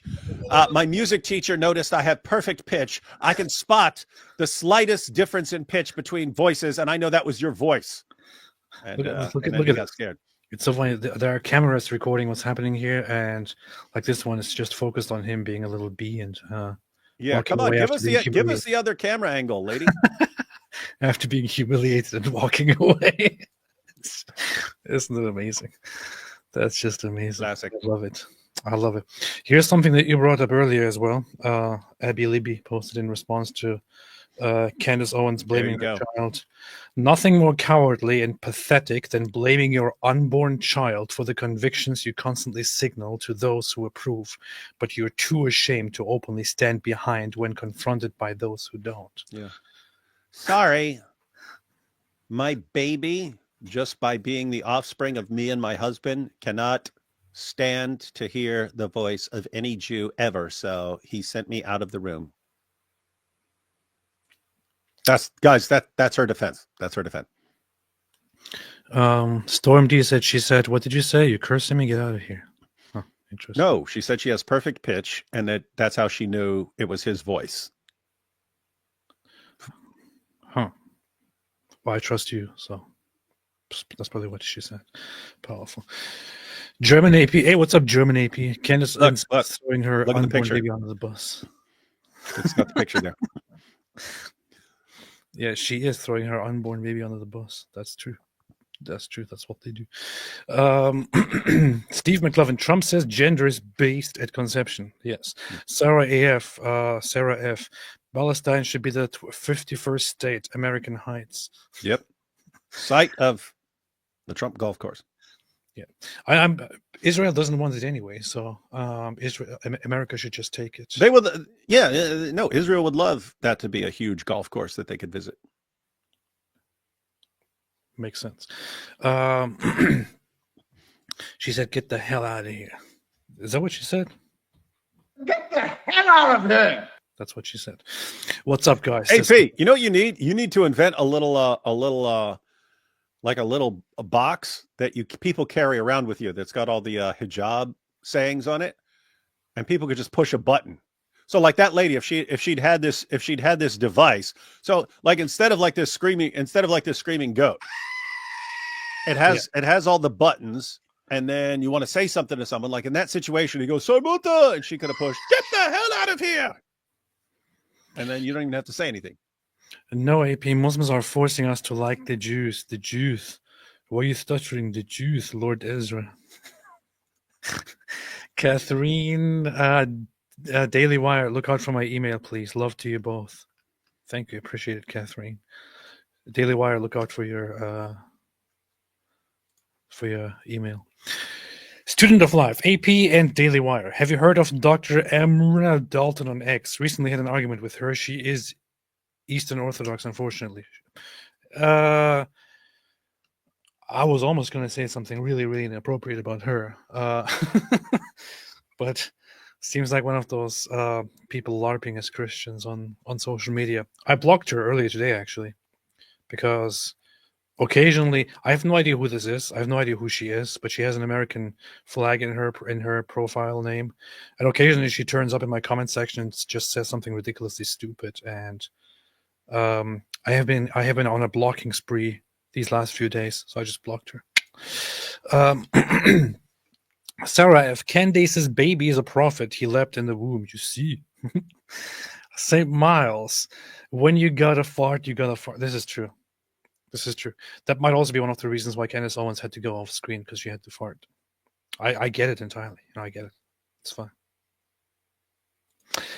Knows too much. AP, why was your previous stream taken down? That's a very, very good question. I actually took it down myself. It wasn't taken down. I took it down myself. And I took it down because I found it kind of a little bit problematic, let's just say. Cam, Elon has more kids than Mohammed. This is the proof. Philip Daniel, thinking about Calandis the Good, a Catholic whose career is based on bearing false witness, hubris, and odium inimicitae, uncharitable hostility. That sounds based. She is very, she's a very hostile person. She's also hostile toward Catholics themselves. It's kind of funny. She hides behind her Catholic identity, but she also really, really dislikes other Catholics because she's one of them people who say, I don't trust the Pope. I don't like any of them other Catholics. They're all heretics. John the Presbyter, I think we can all admit that was funny. It was, yes. Crusader General, the Tifa degens that accuse Musk of Sikh heiling are the same groups who worship Mohomo, who happens to be the original Tifa degen Sikh heiler. Okay. Japister, AP is defending him because he's German, you see. Yeah. And soon I'm going to go to Germany, by the way, to campaign for the nation. Steve McLovin, Hans Asperger was a Nazi. Coincidence? That makes sense. That makes sense. Was he, though? When was the guy even alive? 1906 to 1980. What was this guy? La la la. Christian German youth movement. I'm gonna look into that now. Patriotic Z, salami and bacon. Salami and bacon to you. Paying my jizya, just watched the Steven Crowder stream on it. Even the ADL said he probably didn't mean it that way. Shalom. Agreed. It's really dumb to just call it a Nazi salute and then blast the guy. It takes more than an arm gesture to make one a Nazi. This is true. Hey. What? Further controversy arose in the late 2010s over allegations that Asperger referred children to the Am Spiegelgrund Children's Clinic in Vienna during the Nazi period. The clinic was responsible for murdering hundreds of disabled children deemed to be unworthy of life as part of the Third Reich's child euthanasia programs, although the extent of Asperger's knowledge of this fact and his intentions in referring patients to the clinic remain yet to be ascertained. That's the guy that Elon is following and modeling his life after. Modeling his life after. Asperger's syndrome, the syndrome whereby you send children to euthanasia programs. He's an Aspergist. You know isn't it just so insane that you actually have some people going around online claiming to be Christians, acting like they're super Christians, and then they're supporting Hitler. What you just said there, which you just mentioned, which is very, very well documented, the Nazi program of rooting out disabled people killing them, killing disabled children, which was put into practice and was being intensified more so even toward the end of the era of the Nazi Reich, which gladly ended with the guy killing himself. But it was going to be even more intensified, the euthanasia program for disabled people, for people who are considered undesirable, for people who are mixed raced and considered filthy, and so on. It was a really, really, really sick and messed up government that was actually killing children with disabilities. Yeah, I first read that in The White Rose. We had to read it in German class, but it's telling stories about when people first caught up, when people were first catching on that there's something wrong with these guys and what they're doing. But they heard from a nurse at one of these places that help take care of kids with mental or physical disabilities and so on. But they started sending the Gaswagen there. The Gaswagen, AP, these were portable gas chambers. At first they would just funnel the exhaust from the truck up into the back of the truck, and then you would die from carbon monoxide and so on. Then they started poisoning them and so on. But anyway, they would bring the gas wagon to the place and load it up with kids. And of course, the nurses and so on and nuns, it was nurses and nuns who ran these places. They knew what was going on, but you can't, there's nothing you could do. So the kids would ask, they would say, the Germans would show up and say, "Hey kids, get in the truck. We're going for a ride." And they would ask, the kids would ask the nuns, "Where are we going?" And the nuns would say, "You're going to heaven."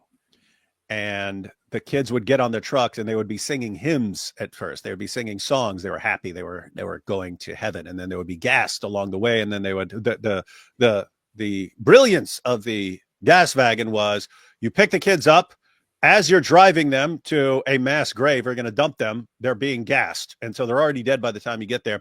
They eventually had to change some things because the drivers would be bothered. Eventually the kids would realize that what's happening to them as they are breathing in this stuff, and they would start screaming, and it bothered some of the drivers.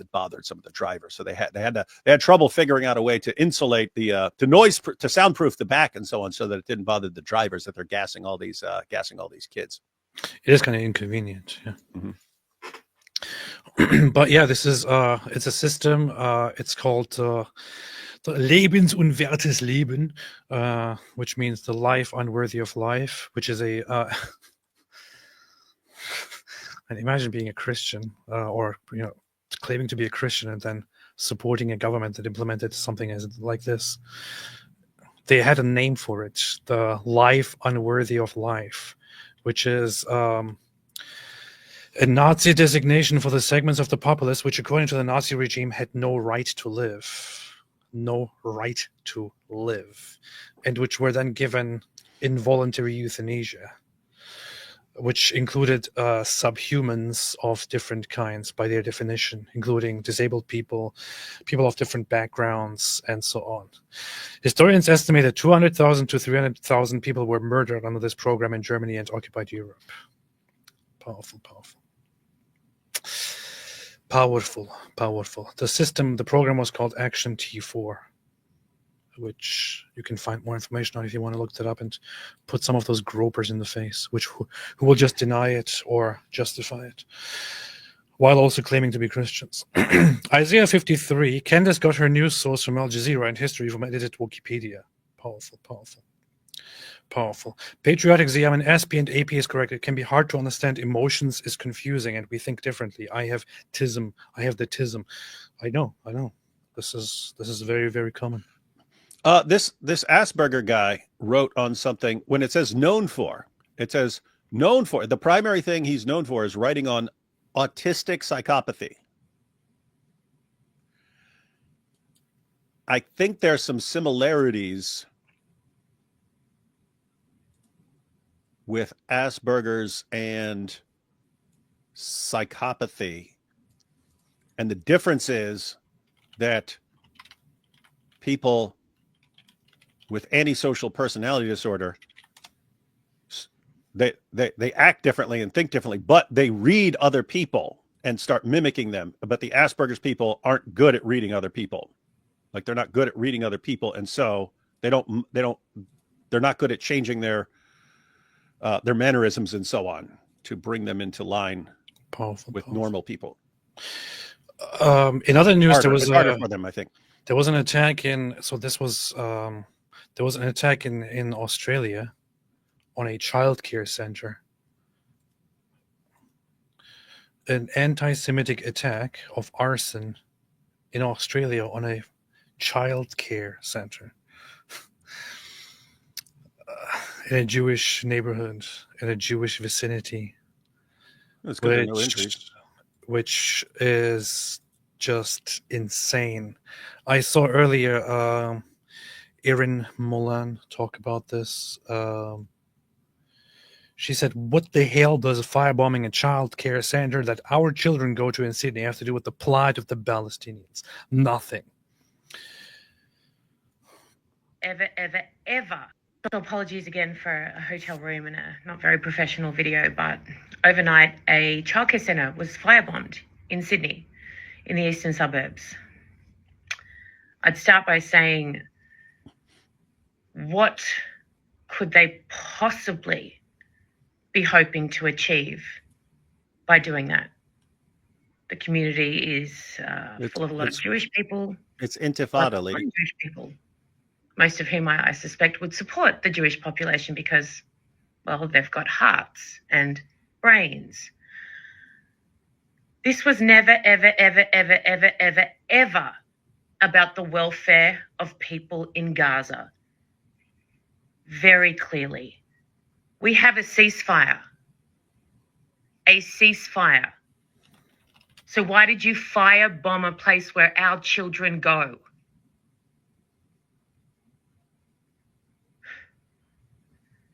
It's out of control, this stuff. Pretty much.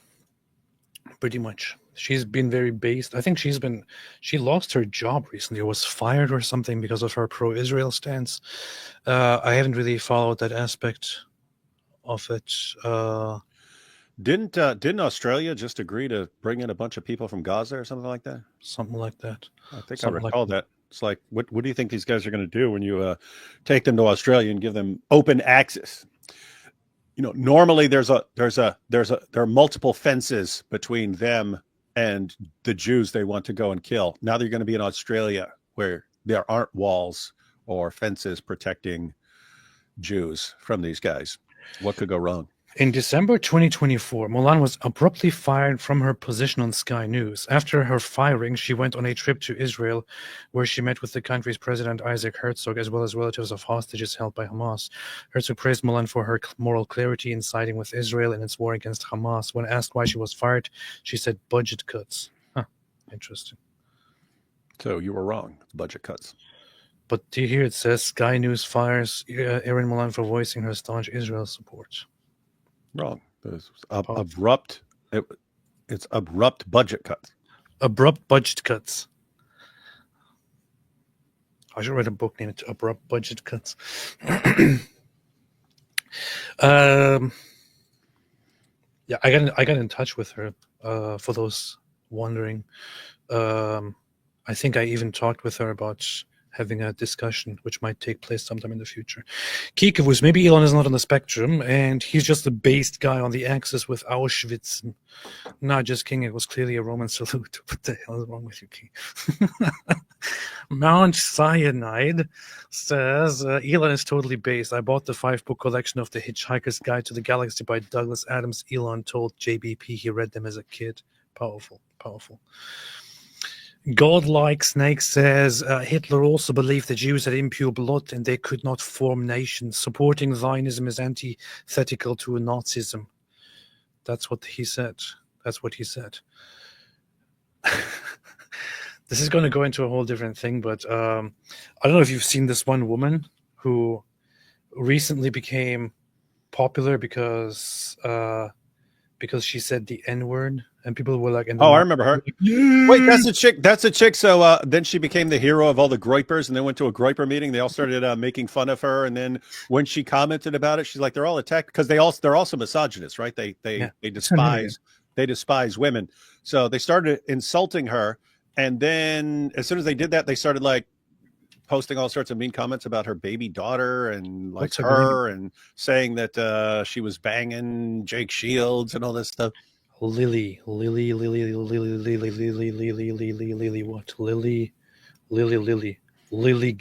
the Gaddis. She made a post the other day, which I just thought was the dumbest thing that I've ever heard coming from the Nazi.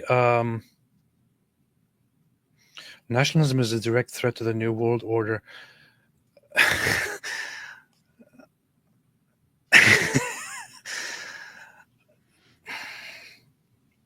Look, I understand that some people who don't read much and who don't inform themselves much might not really know much about the things that they talk about, but I would encourage everyone who thinks they're planning a new world order to make a quick Google search of Nazi New World Order.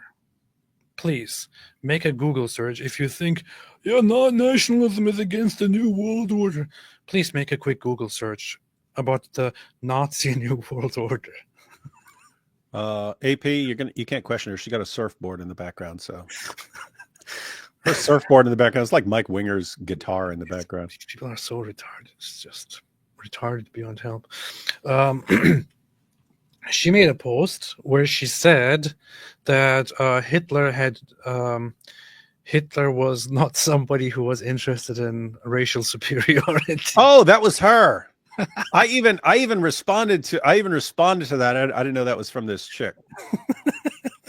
But yeah, I responded to that. I quote tweeted that, and I said, and plus, Hitler never had a little mustache. It's true. I'm on Twitter. You see. Never believed in a master race.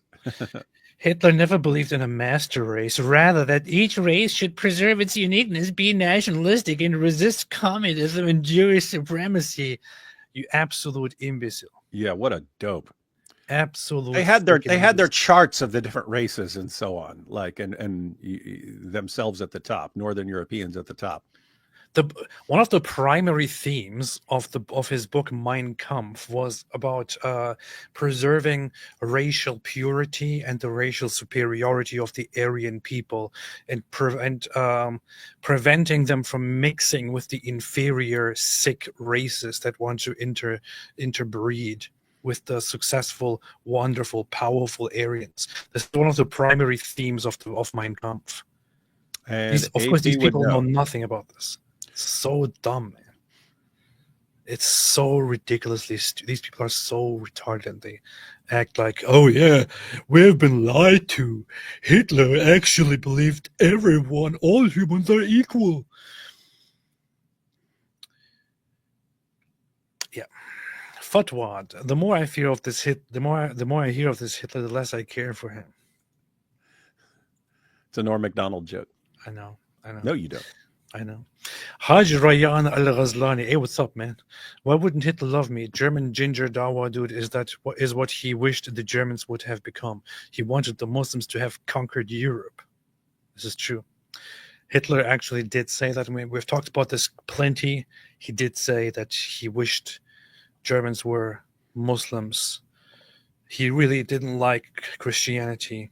He said, why did it have to be Christianity? I don't like Christianity. It makes us weak.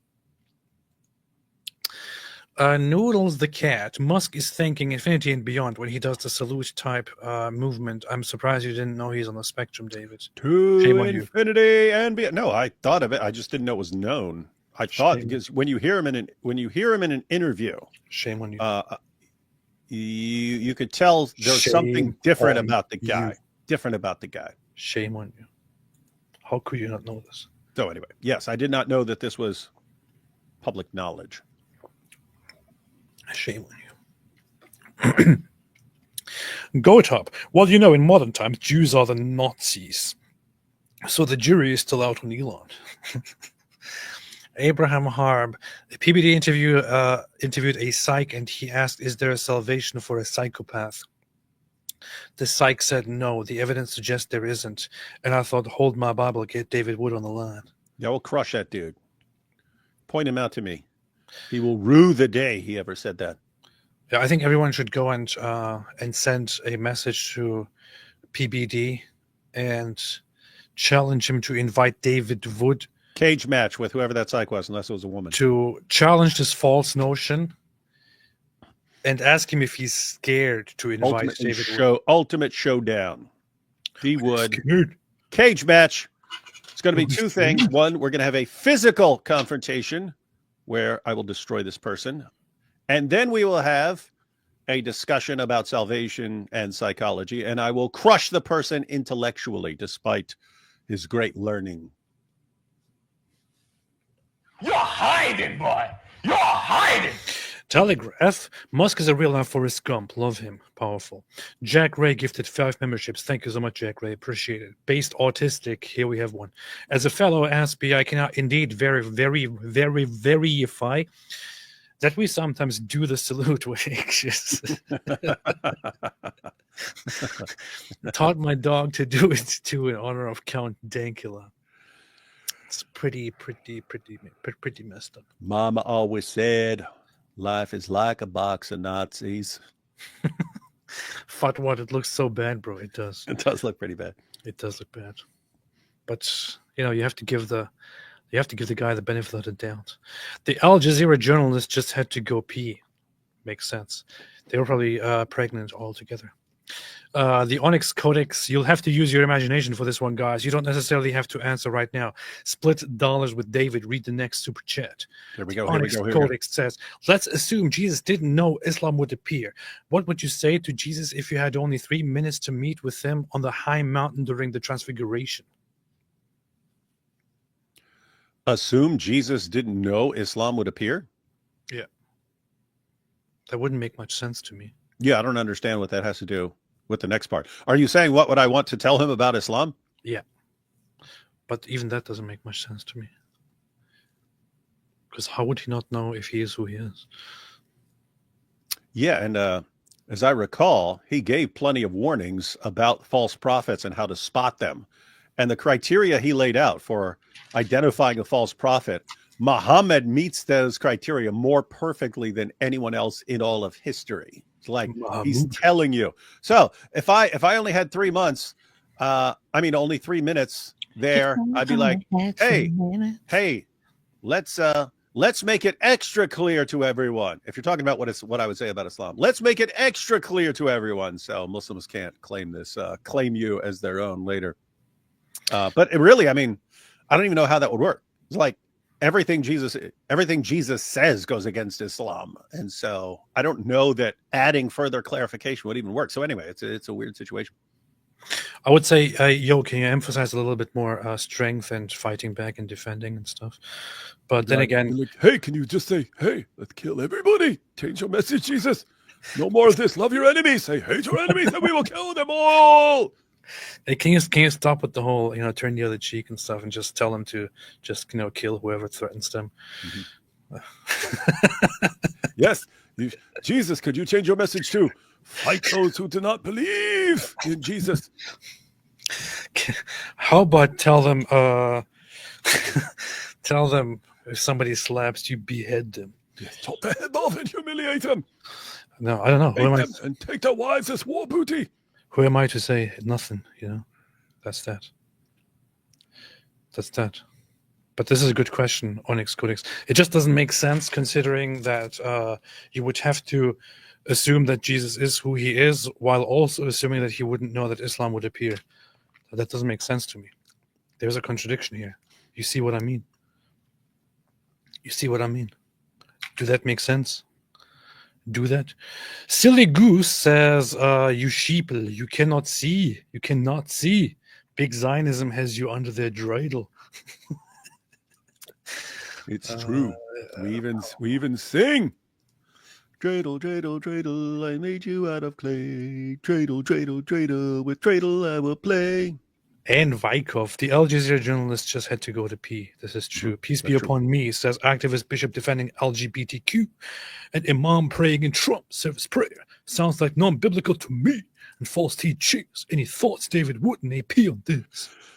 I didn't actually see the clip, but I saw there was a clip where some activist bishop was scolding Trump or something like this, or actually begging, like, please be nice. Activist bishop defending LBGTQ and imam praying in Trump service prayer. Sounds like non-biblical to me and false teachings. Any thoughts, D. Wood? I don't think they're trying to be biblical when they're doing that. I think they're trying to show they're going to be somewhat inclusive. As far as the imam, I think that's throwing a bone to the Muslims who, I think that was part of the deal. It's part of the deal in Michigan. Hey, because you had sheikhs and imams coming out saying, we're going to support Trump. We're changing from our support from the left and we're going to support Trump. Clearly, there was some deal behind the scenes because those guys would have gotten into trouble. Right? It's like, hey, if we come out, we're going to be blasted. So what's the deal? Well, here's the deal. It's going to be this and this and that. And probably part of it was, I guarantee you, I'm going to get a ceasefire really quick. Like, I promise you that I'll get a ceasefire and I'll have Muslim at the inauguration and so on. It's going to be the best ceasefire. As far as the bishop or whatever defending LGBTQ stuff, it's probably, hey, I'm about to sign an executive order, blasting away at this stuff. But I'll have someone say it on screen so you can see how I'm actually inclusive here. Powerful. Yeah, the imam thing didn't happen in the end, which I'm quite happy about. So the imam he had some imam. He had some other imam at something. I saw pictures. I didn't see what the person said. Really? Oh, you're wrong. I didn't catch the whole thing about look up imams. Look up imam speaks at, I don't know if it was the inauguration or after it. They had someone because people are like, he's speaking, he's talking about Allah. I mean, all I know is all I have seen is that the imam previously scheduled Dearborn cleric previously listed as a speaker at Trump inauguration does not appear. Was removed from the programs for Trump's inauguration after complaints from conservative pro-Israel groups. Powerful.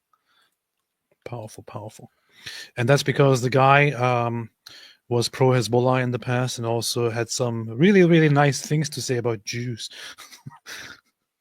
Death to the Jews and death to Israel. I wanted to make a live stream about Gazan reactions to the ceasefire deal.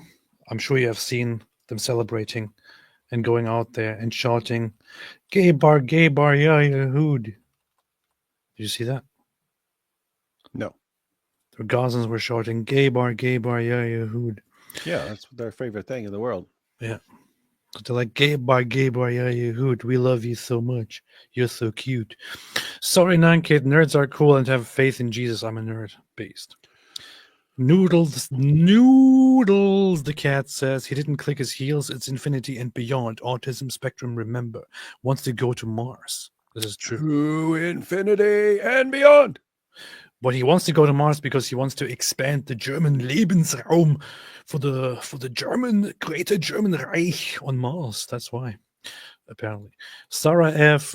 Muslims uninvited because for terror, that's literally genocide. Yeah. It's just funny. They invite one imam.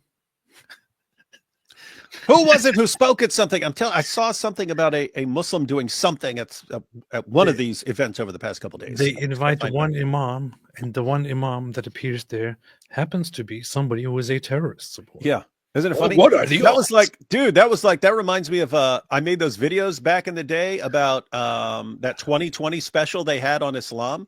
And there was part of it, and I did a couple part series, but there was part of it where 2020, there's a 2020 special with all these seasoned journalists. And they say, and the Muslims here in the United States are our first line of defense against terrorism. And in that, what they did, they put they put a Muslim on the screen that I know because he was part of Revolution Muslim, which got banned as a terrorist organization. Like, you couldn't randomly point the camera at a Muslim in New York City without getting a guy who's actually a part of a terrorist group. You couldn't do that. You couldn't randomly point it out. Isn't that crazy? So anyway, I made fun of them for that. Are you saying that that Muslims very often happen to be problematic people? Yeah, matter of fact, that guy called into Jesus or Muhammad one day when we were talking about the Fort Hood massacre, and he was defending the Fort Hood massacre and stuff. Anyway, Revolution Muslim, those are the guys who threatened the South Park creators, Trey Parker and Matt Stone, and then they had to change they had to heavily censor their episode about Muhammad. It's because Revolution Muslim. So they randomly point a camera at a Muslim standing outside a mosque, and that's their.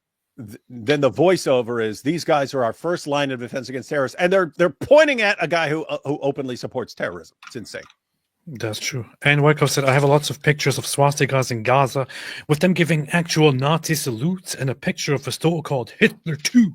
Yeah, there is that interview Hitler 2 in Gaza where the guy has a Hitler 2 store.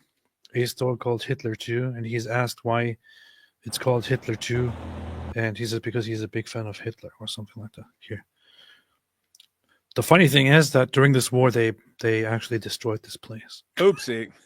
That would be fun. Hey guys, if there's a war breaking out, if there's a war with Israel breaking out, and you want your business to survive, probably don't call it Hitler 2, because you know that's on someone's list. Oh, hey, I saw something on social media. Can we make sure this place gets leveled?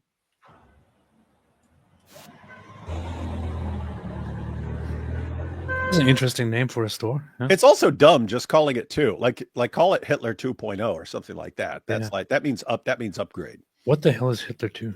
There was Hitler 1, then now there's Hitler 2. And here you have it, Hitler 2.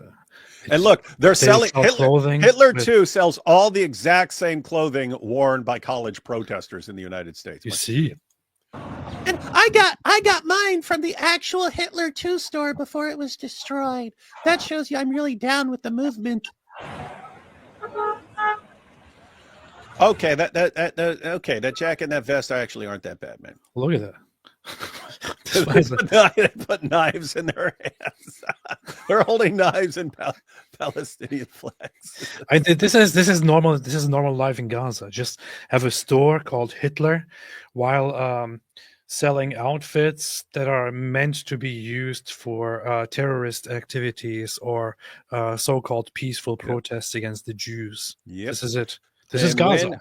And when the war breaks out, business will be a booming in more ways than one. And when the war breaks out, they're like, why did we do all we wanted? We just want peace and freedom. Want peace. We just want peace. Where's the ceasefire?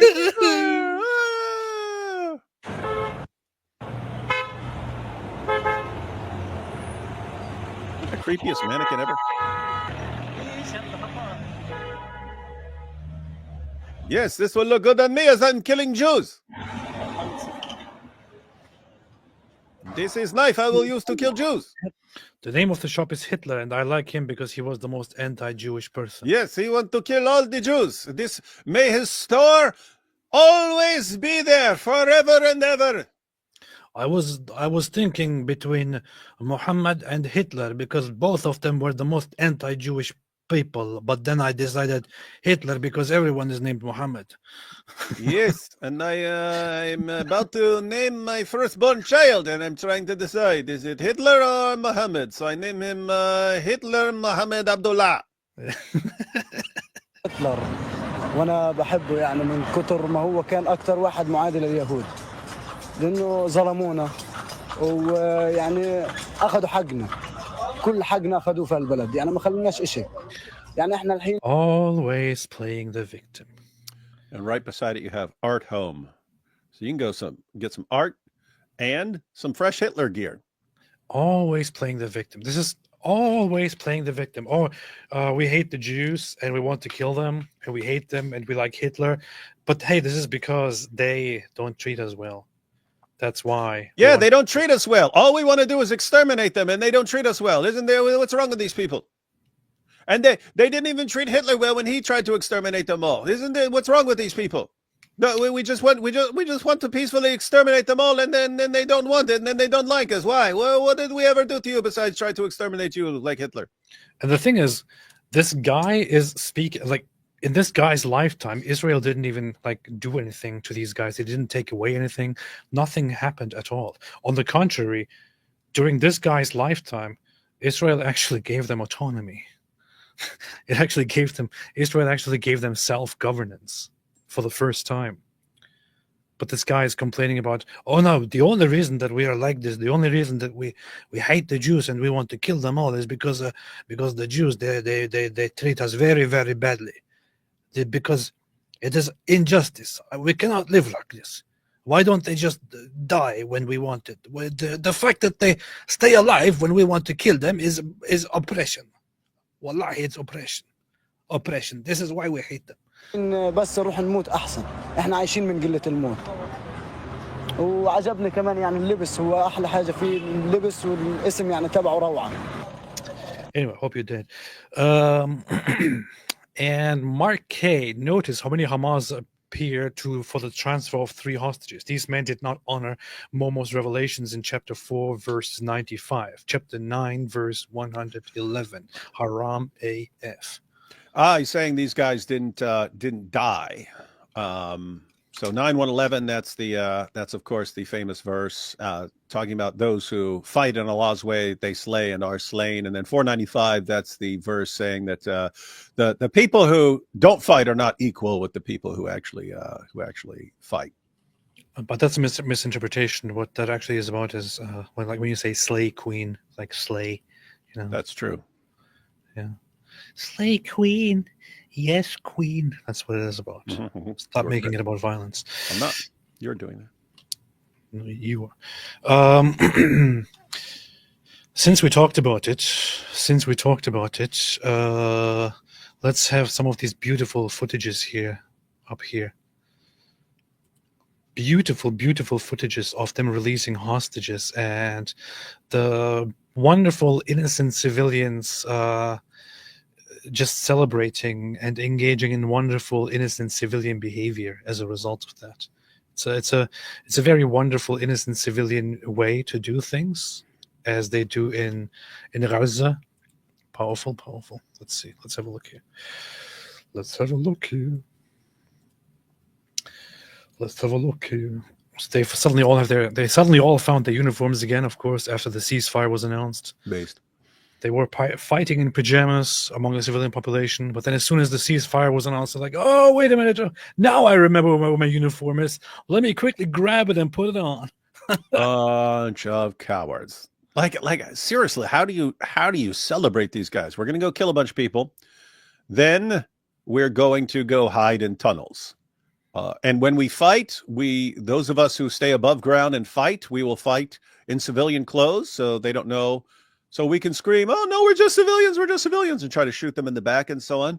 And plus, when they kill us, we will be listed among civilian casualties, not combatant casualties. And then as soon as ceasefire, then it's, oh, yes, look at our uniforms we are very proud of. We are very proud of these uniforms. Look. Ceasefire. It's got, to be fair, just aesthetically, it's kind of a cool looking uniform. But with that green bandana, it's like a target on your head. Right? It's like a target on your head. Yeah. Stop doing that. Quit embarrassing yourselves. It is. Look at this. This is the funniest video. This is supposed to be them celebrating. Hey, Mr. Fafo! But Mr. Fafo is here. Then this one woman who apparently she was quite thin before the war, but then she's overweight now after the war. It's like, how did that happen? No. See, you're saying she was thin and now she's overweight. Yeah. People are saying, okay, what kind of famine are they in Gaza when she's that big? And I had to point out, how does anyone know? Maybe she was like 2,200 pounds before the war, and that's why she survived. And no, she was actually thinner. No, I'm just saying she could have lost like 1,900 pounds from starving. And then people are like, oh, but look, there's no famine there. Come on, be realistic. But isn't this funny? They're like, yeah, ceasefire. Now we don't have to pretend to be press anymore here. Isn't it funny? It's like, ha, got you. I mean, the entire vibe, the moment the ceasefire was announced, was like, ha, can't believe you all idiots fell for that. They, like they instantly stopped pretending, right? Like they don't have to, let's carry this on so people think we're really like struggling and really victims of genocide here. It's like, okay, we got them to fall for that.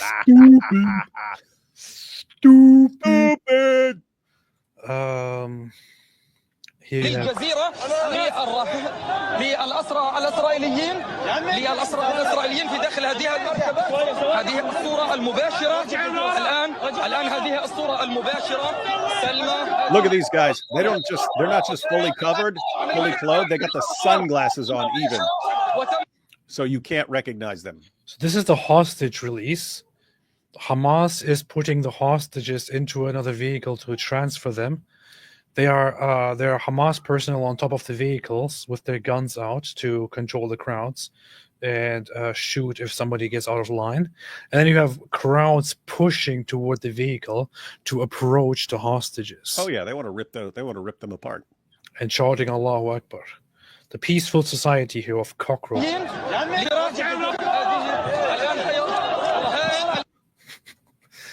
And here محمد بدا يهود.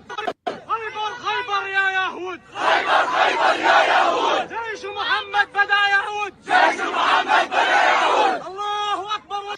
What they did here is actually this guy, so this Hamas guy is standing here among them with all these innocent starving genocide victims standing around him and shouting with him.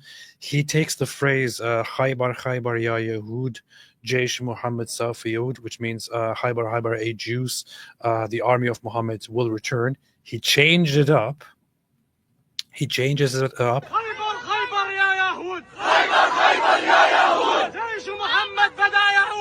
To Jaish Muhammad Bada Yahud, which means the army of Muhammad has returned. That's what he changes it into. So what this guy is saying here, what the Hamas guy is saying here, he's the army. Instead of saying the army of Muhammad will return, he's celebrating the ceasefire by announcing the army of Muhammad has returned. Yeah. Guys, there's a ceasefire, so we're back now to kill the Jews. Yeah, the ceasefire is here, so we're back.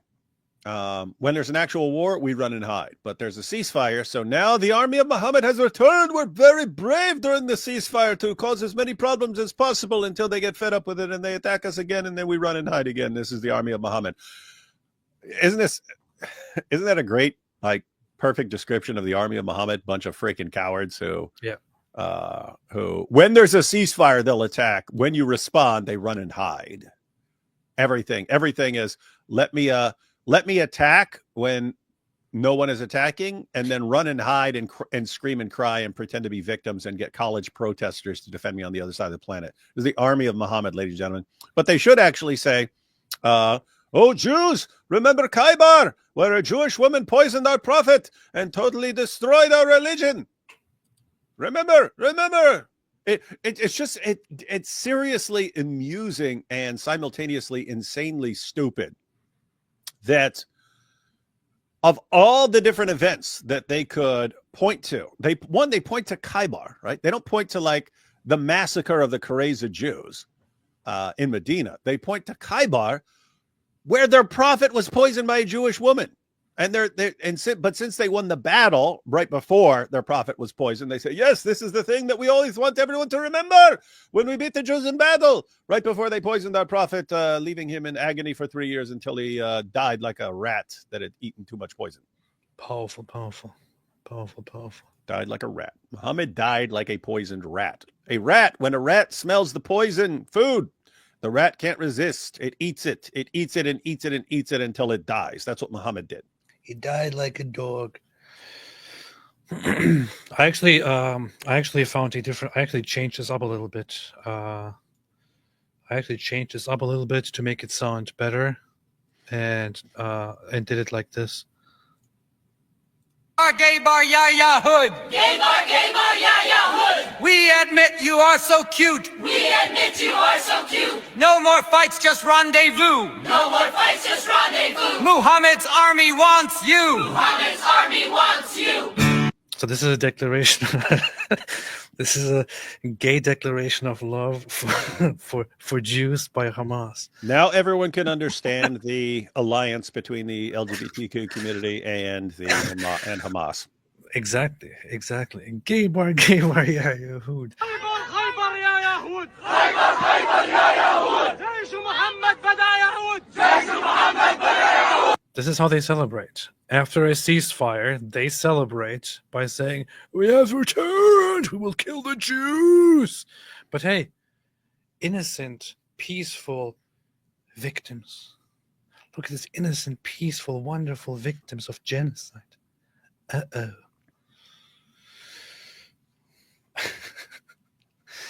Kaibar, ya. Wait, was it? Gaybar, ya Yahud. Our prophet loved getting banged by a dude.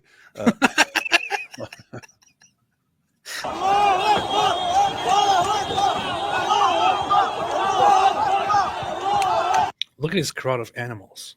Mm-hmm. Cockroaches. And I mean, seriously, everyone's just like, just tear down the fence and let everyone live as one big country. Yeah, right. They even put I mean, look at her. They put a thing around her neck. The Palestine flags around her neck. It's basically what they also did was they gave them a certificate or something, a certificate of completing their time as hostages, as a mockery and a way of humiliating them. They gave them a certificate of completing their time as hostages, and also put Palestine flags around their necks, and then sent them home to their families. Yes. Hey. Someone in the chat came up with a better metered second line. It's better metered. It's along the same lines of what I'm saying, but I knew the meter was off when I said it. The meter is off, right? So it should be Gaybar, ya Yahud. Gaybar, ya Yahud. They have banged Muhammad too. So that's, I like dude better because it rhymes with Yahud a little better, but yeah, we'll work on the meter. We will come up with a good chant, ladies and gentlemen. We'll come up with we'll come up with multiple good chants. AP's got one. Come up with multiple other one. That's exactly right. Here is one of the pictures. They gave these certificates of authenticity, certificates of to captivity to them to celebrate their time as spent as hostages. They also took photos with them like this, holding up the certificate. Hey, are those from Muhammad Hijab's dad's school of Cambridge fake degrees online? That could be. I mean, who else makes fake degrees? Muhammad Hijab does, and he likes Hamas, so could be. You now have fancy degree from Hamas University in being hostage. This is the sick society. These sick bastards. I hope they all get taken out. Hey, I'm saying. Let me say this. Let me say this to any returned hostages who are given one of these. I don't know if the Israeli forces or government or whatever takes these, or if they let you keep them. If anyone out there has one, please, me and AP would like to buy it from you, and we will use it to make fun of terrorists. So if anyone can get their hands on one of those, you want to give it up, we will give a pile of shekels. We will give a pile of shekels for one of those, because we would really like that hanging in the background to, pee on and things like that. Anyway. And you know what's funny? While those of us who look at this and to point out how absolutely disgusting and messed up this is, while we are disgusted by this, you have others, of course, sharing this, the pro-Hamas, pro-Palestine people sharing these images as if it's something funny and great. You have Muslim reactions to this kind of stuff, celebrating it and loving it and doing an Allahu Akbar sign and so on.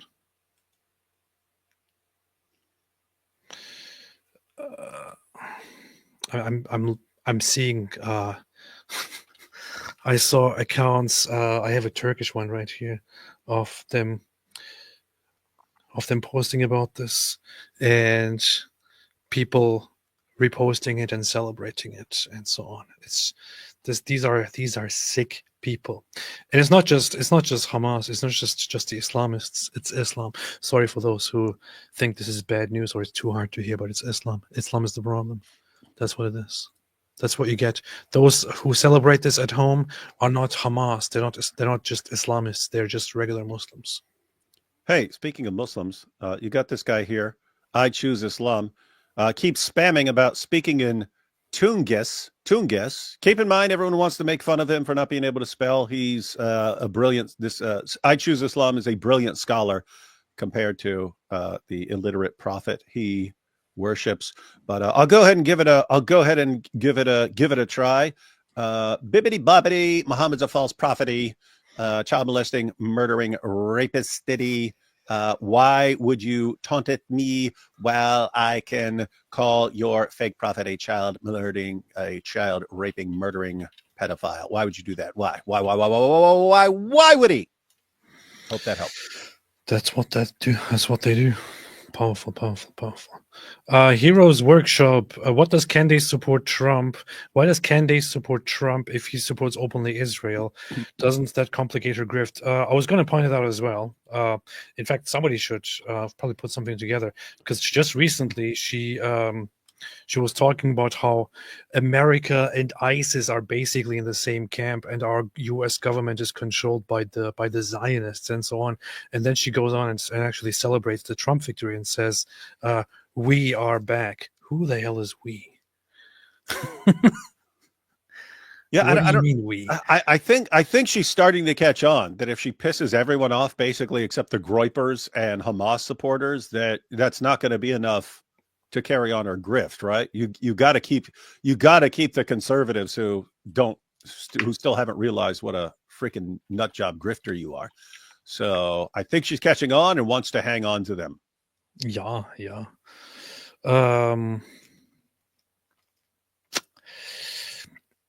Yeah.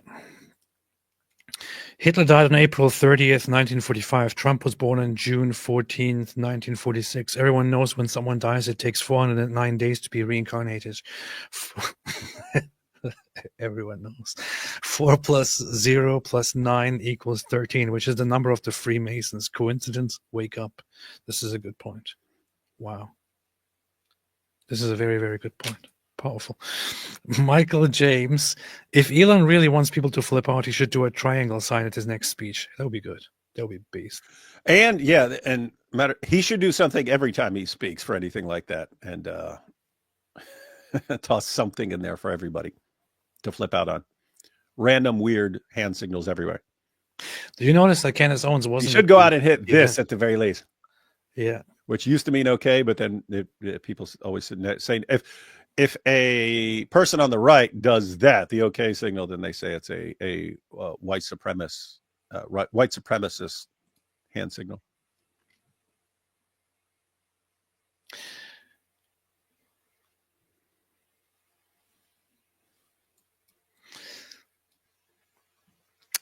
Emily Damare, Romy Gonen, and Doran Steinbrecher holding Hamas's psychological terror memorabilia. They gave them things of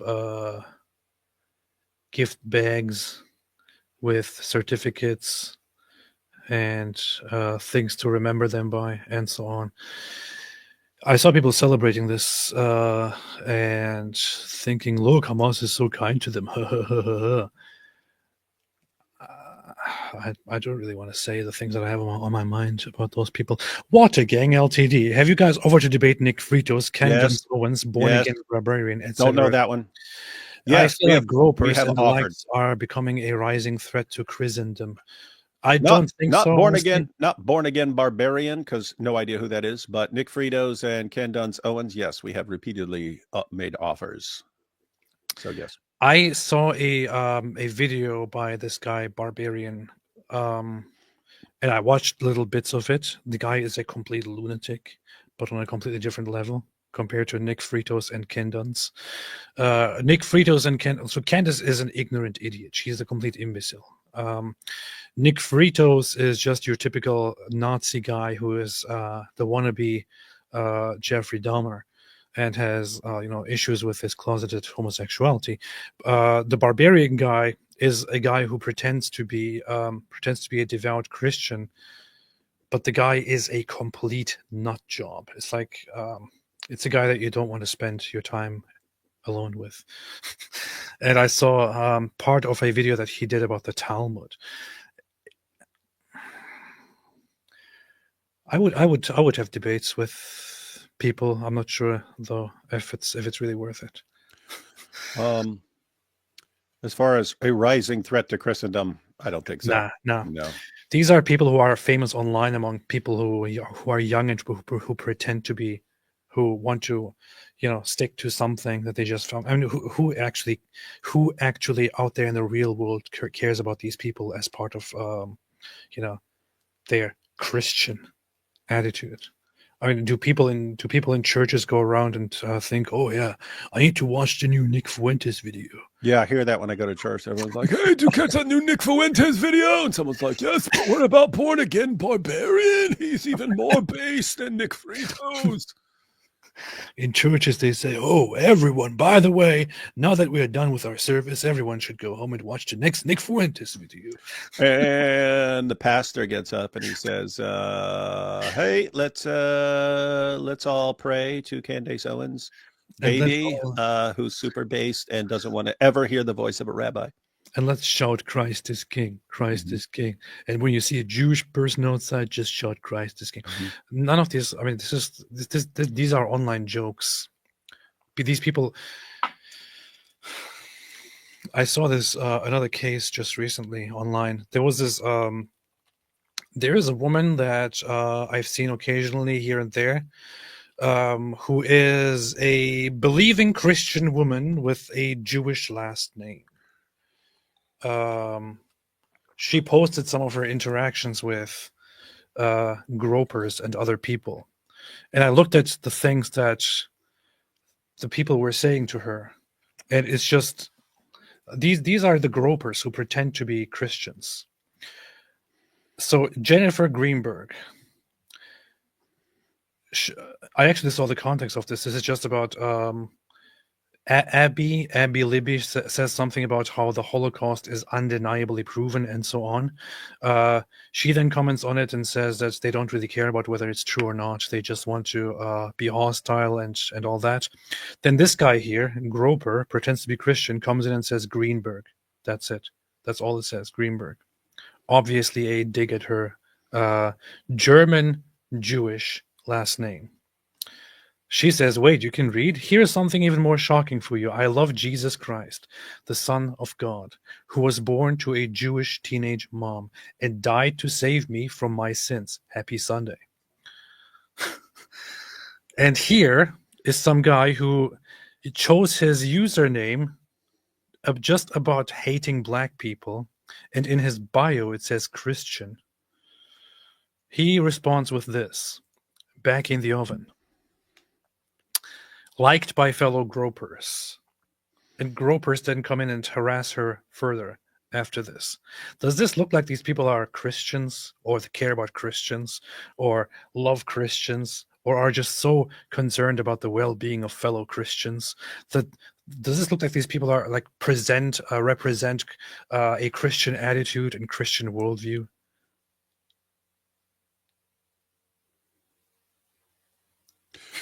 Yeah, this is a big threat to Christendom.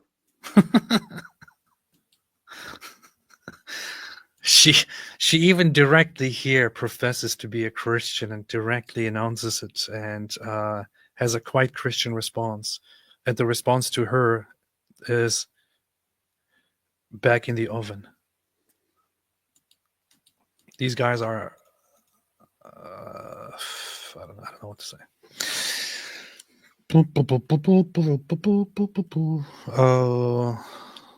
Candace Owens' biggest fans too. Yeah, check her comment section. It's just full of people like this. Now, I do have to point out, and I have to point out, Diana, she came up with the same alternative that I came up with when I saw the one I put up, that it had better meter, it was metered better. Khaybar, Yayahud, Diha, banged Muhammad, right? And she put good. I thought of that, right? It's not quite, because I like dude, because it sounds more like Yahud, but Khaybar, Yayahud, Diha, banged Muhammad, good. That could be a good. That could be a good first two. That sounds good. There. That's good. That's good. That's good. I'm glad that we are focused on such a serious topic. It is. Well, it is. It would be good if you had a bunch of people and they all had their lines down. So whenever they start Khaybar, Yayahud, everyone's like, Diha, banged Muhammad, good. Look at this here.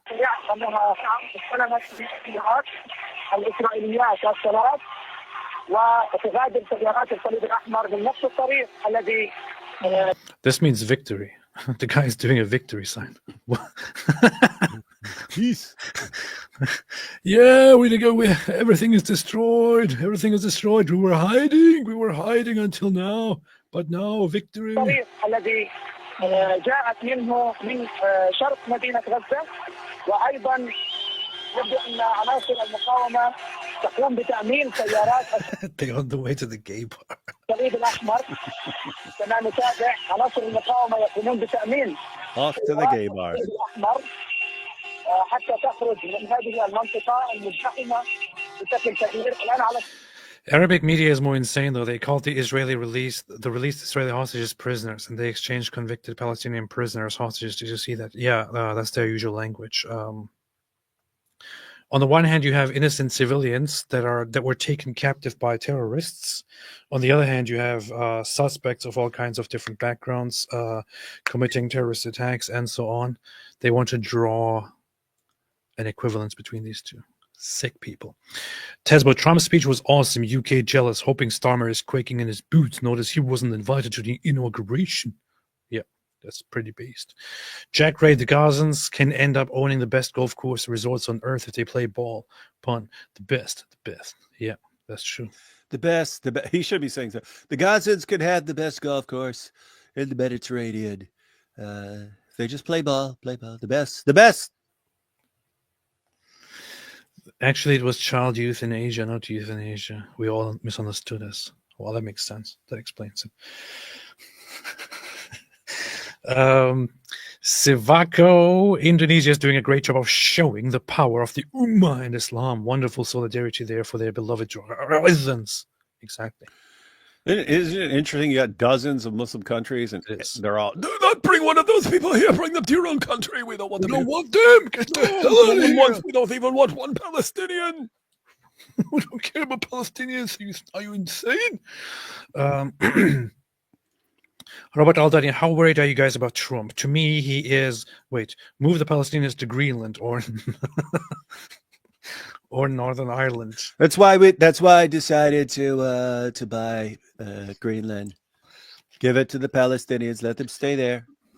I still don't know now if this whole Greenland thing is actually serious. No, I don't know if it's serious or a troll. I thought it was trolling, but it got quite serious at some point. So I'm not sure what's happening. Yeah, it has. And then it's cool because we'd have Canada surrounded. Oh, well, he's still saying it again. Trump says Denmark will come along on Greenland sails. He's talking about taking the Panama Canal back and stuff. So anyway, interesting times ahead. Well, the Panama Canal makes sense, but what the hell are you going to do with Greenland? Greenland is not a self-sufficient country. You would have to fund it to get stuff out of it. It has a population of like 50,000 or so. I think the idea is just expanding. Like, give yourself more control over the world. Well, what about Antarctica? That's a little farther away. Greenland's a little closer to Europe, a little closer to the things you want to. You're a little closer to taking over Europe. You go Greenland, Iceland, boom, United Kingdom. What about the glaciers in the North Pole? Not interested. Robert Aldani, how worried are you guys about Trump? To me, he is on the isolationist Tucker side inherently. Perhaps the people around him will have influence. Well, he has isolationist policies, and to be very honest, Trump also had a lot of isolationist policies that he campaigned with during his first presidency or before his first presidency. Much of it was pretty much dropped after he became president. Much of it is very much just campaigning. Same thing happens here in this case. I mean, how isolationist can you possibly get? This is only a really big problem if there's a giant war in the world breaking out. Otherwise, he already gave his commitment to supporting Israel fully. He did have some opinions on the whole Iran thing, but I think he kind of doesn't want to emphasize it right now. I don't know. I'm not really concerned about Donald Trump's foreign policy. Yeah, to everyone who's watching, you've got sort of two main views as far as what the United States foreign policy should be. You've got the isolationist and then the interventionist. And so the ideas would be that the United States should intervene in places around the world in the best interest of the United States. So you've got Putin over there. Well, you want to stop him. You've got these guys over here. You want to stop them. You want to do something about Iran and so on. Then you have the isolationist view, which is we're kind of we're on the opposite side of the world from what a lot of stuff that's going on. And so, hey, if we just stay out of it, what do we care if everyone else in the world blows themselves to smithereens? We just become more and more powerful if everyone else is becoming weaker and weaker by attacking each other. And so, anyway. Also, I have to say, he does seem significantly more in the stay out of things category. After his first term, honestly, I thought to myself, I'm so glad that this is over. And as much as I don't like the other side, I hope we don't have something like this again. There was just too much everything on edge all the time. And I really thought Donald Trump should not be president again. But the thing is, look at him right now. Just look at him speaking during the inauguration, look at him afterwards, and so on. The guy has become a different guy. He's so different from the way he was during his first term.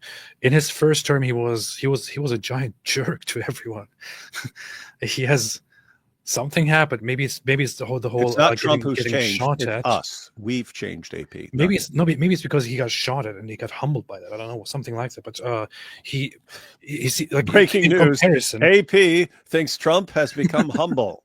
But he became very, very. Get ready for rude awakening. He seems much more reasonable and compassionate, and altogether not just prone to just piss everyone off as he was during his first term. Have you read these executive orders, Mr. He doesn't want to piss everybody off? Yeah,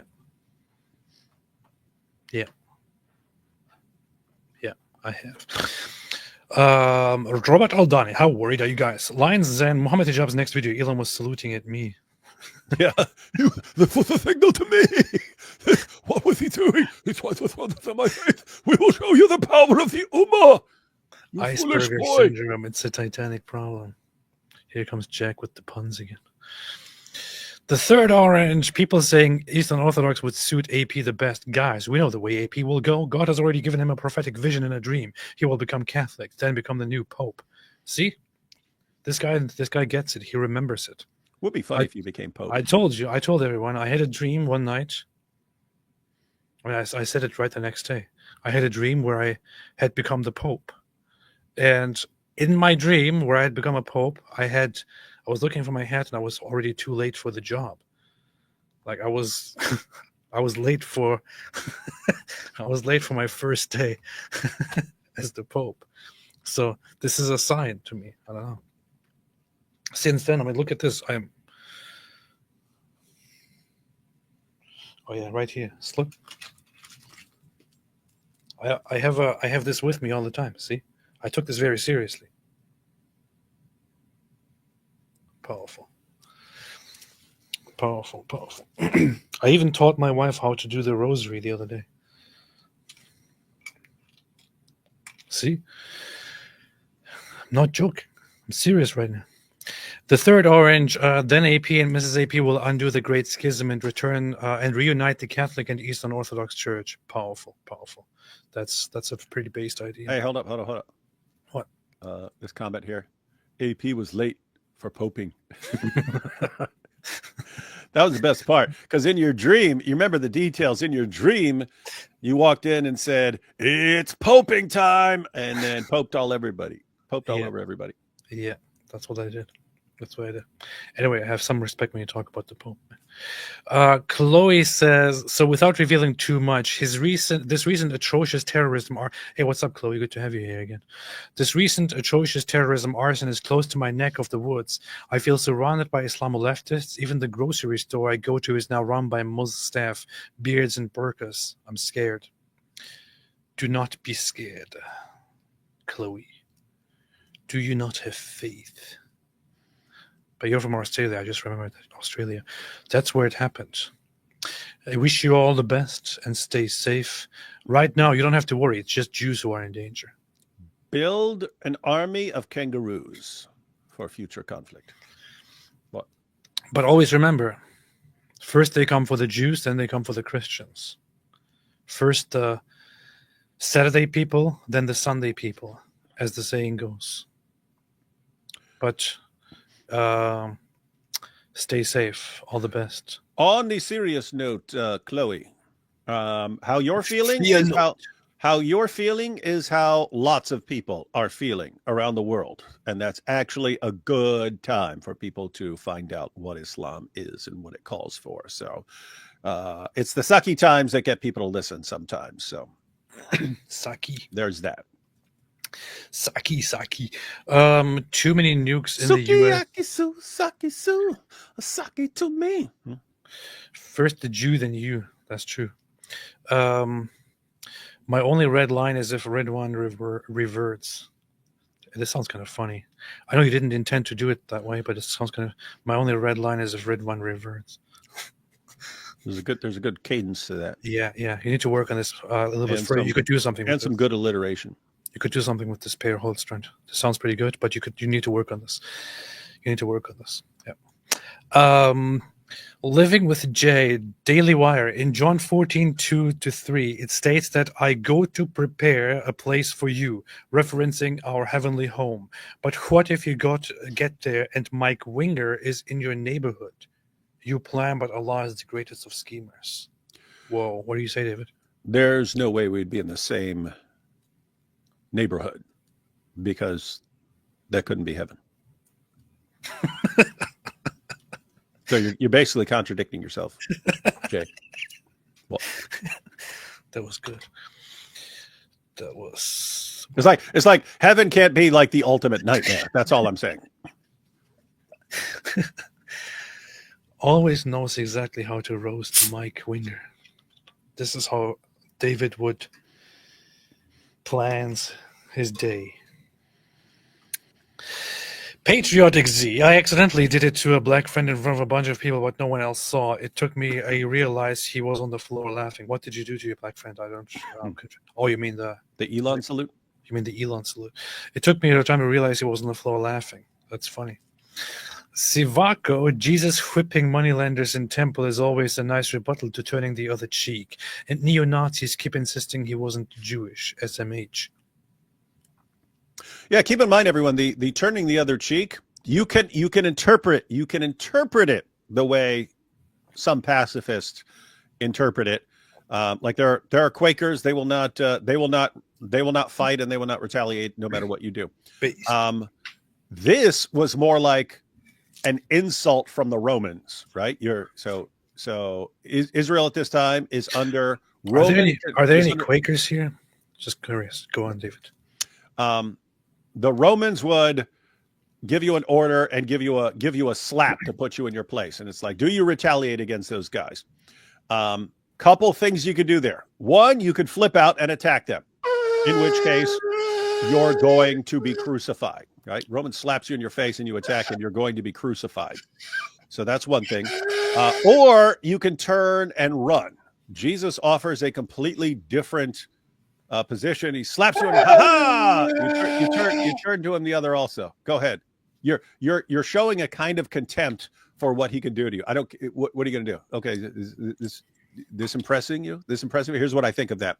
So the point is, in context, this is not like someone's attacking you and attacking your family. Are you allowed to defend yourself? And so again, you could say, well, I'm going to interpret it that way, but you don't get that from the actual passage. The open hand slap was more of an insult to someone than like a physical attack to harm you. So, but like when Muslims criticize Christianity, like, oh, look, dude, the Christians, they always got to just turn the other cheek and they can never do anything back. It's like, well, again, you can interpret it that way, but the passage does not demand that interpretation by any means. Quaker churches are weird. I only recently found out that all they do is just sit there, right? No, they quake the entire time. That's what they're called, Quaker. Like, I eat Quaker oats. Well, this is the closest you get to my question, if there are any Quakers here. So thank you. Quakers are really big on watching our show on their computers. Yeah. I heard that we also have a large Amish audience.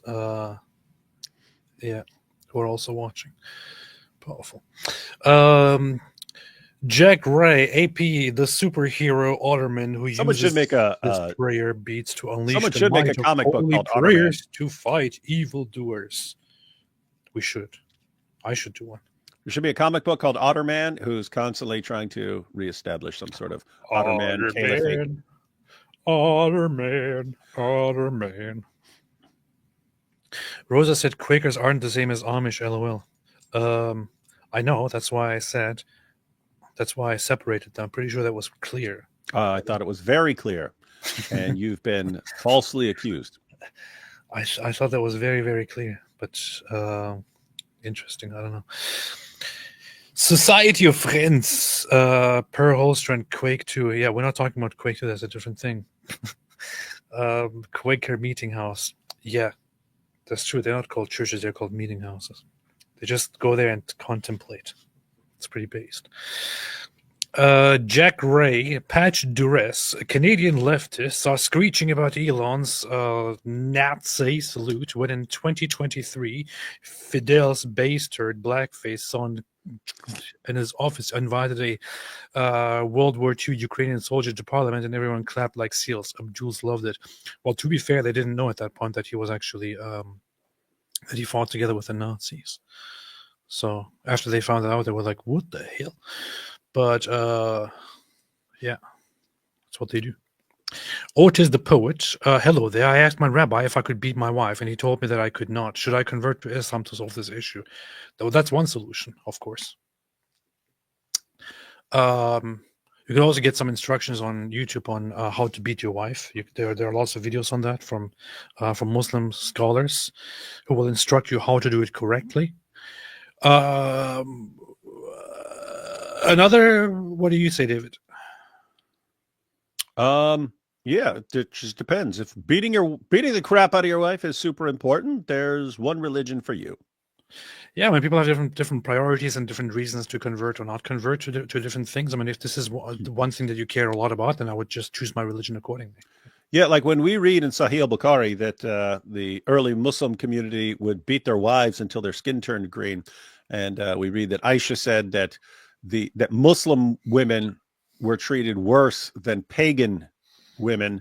We look at that and say, hey, that we will use this to criticize Islam. But you could look at it and say, ooh, that is totally the religion. Base. That is the religion for me. Yeah, you could look at it and say, it is totally base. In which case, you would be pretty messed up. But yeah, that happened. I've mentioned it before, but I was speaking on Islam in a church once, and this was a predominantly black church, and the pastor was sitting in the front row with his wife, and I started talking about, I got to the part where I was talking about women in Islam, and I read the passage about beating women. The pastor's in the front row, he goes, "That's what I'm talking about," and his wife started giggling. Funny. That's funny. That's not funny, man. That's what I'm talking about. He's like, there you go. That's what I'm talking about. He did it like 3 times as I'm going through these passages and stuff. That's what I'm talking about. Songs of Relief said, speaking of meek and flabby, this is an open invite to my channel, everyone. I posted my first 4 worship songs today. Original songs and art. About 50 more in the works. Been writing since 2019. There you go. Songs of Relief has a channel that seems meek and flabby. Go and check it out if you want some meek and flabby stuff. Lloyd Fulvo for Mohammed music harem, but yet he loves A minor. He stole that joke from Kendrick Lamar. Admit it.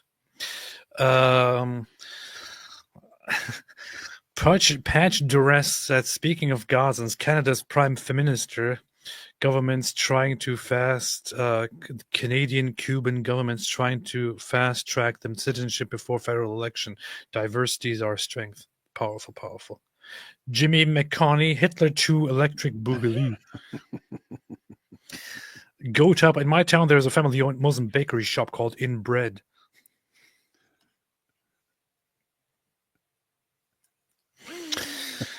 They also own a clothes store called Turban Outfitters. Did you even get the Electric Boogaloo joke? I didn't really. Okay. No, there was a movie called Breakin' back in the day. It was about breakdancing. And then they came out with Breakin' 2 Electric Boogaloo. So, they put Hitler 2. I see. Just wanted to make sure you got that. Good. Stefan Thomas, my German ancestor, World War II, and finally peace. Those, yeah, exactly. Graham Finlayson said, would Palestine be a blue state or a red state? It would be a green state or a black state. Be a red state, but if you mean completely covered in blood. What?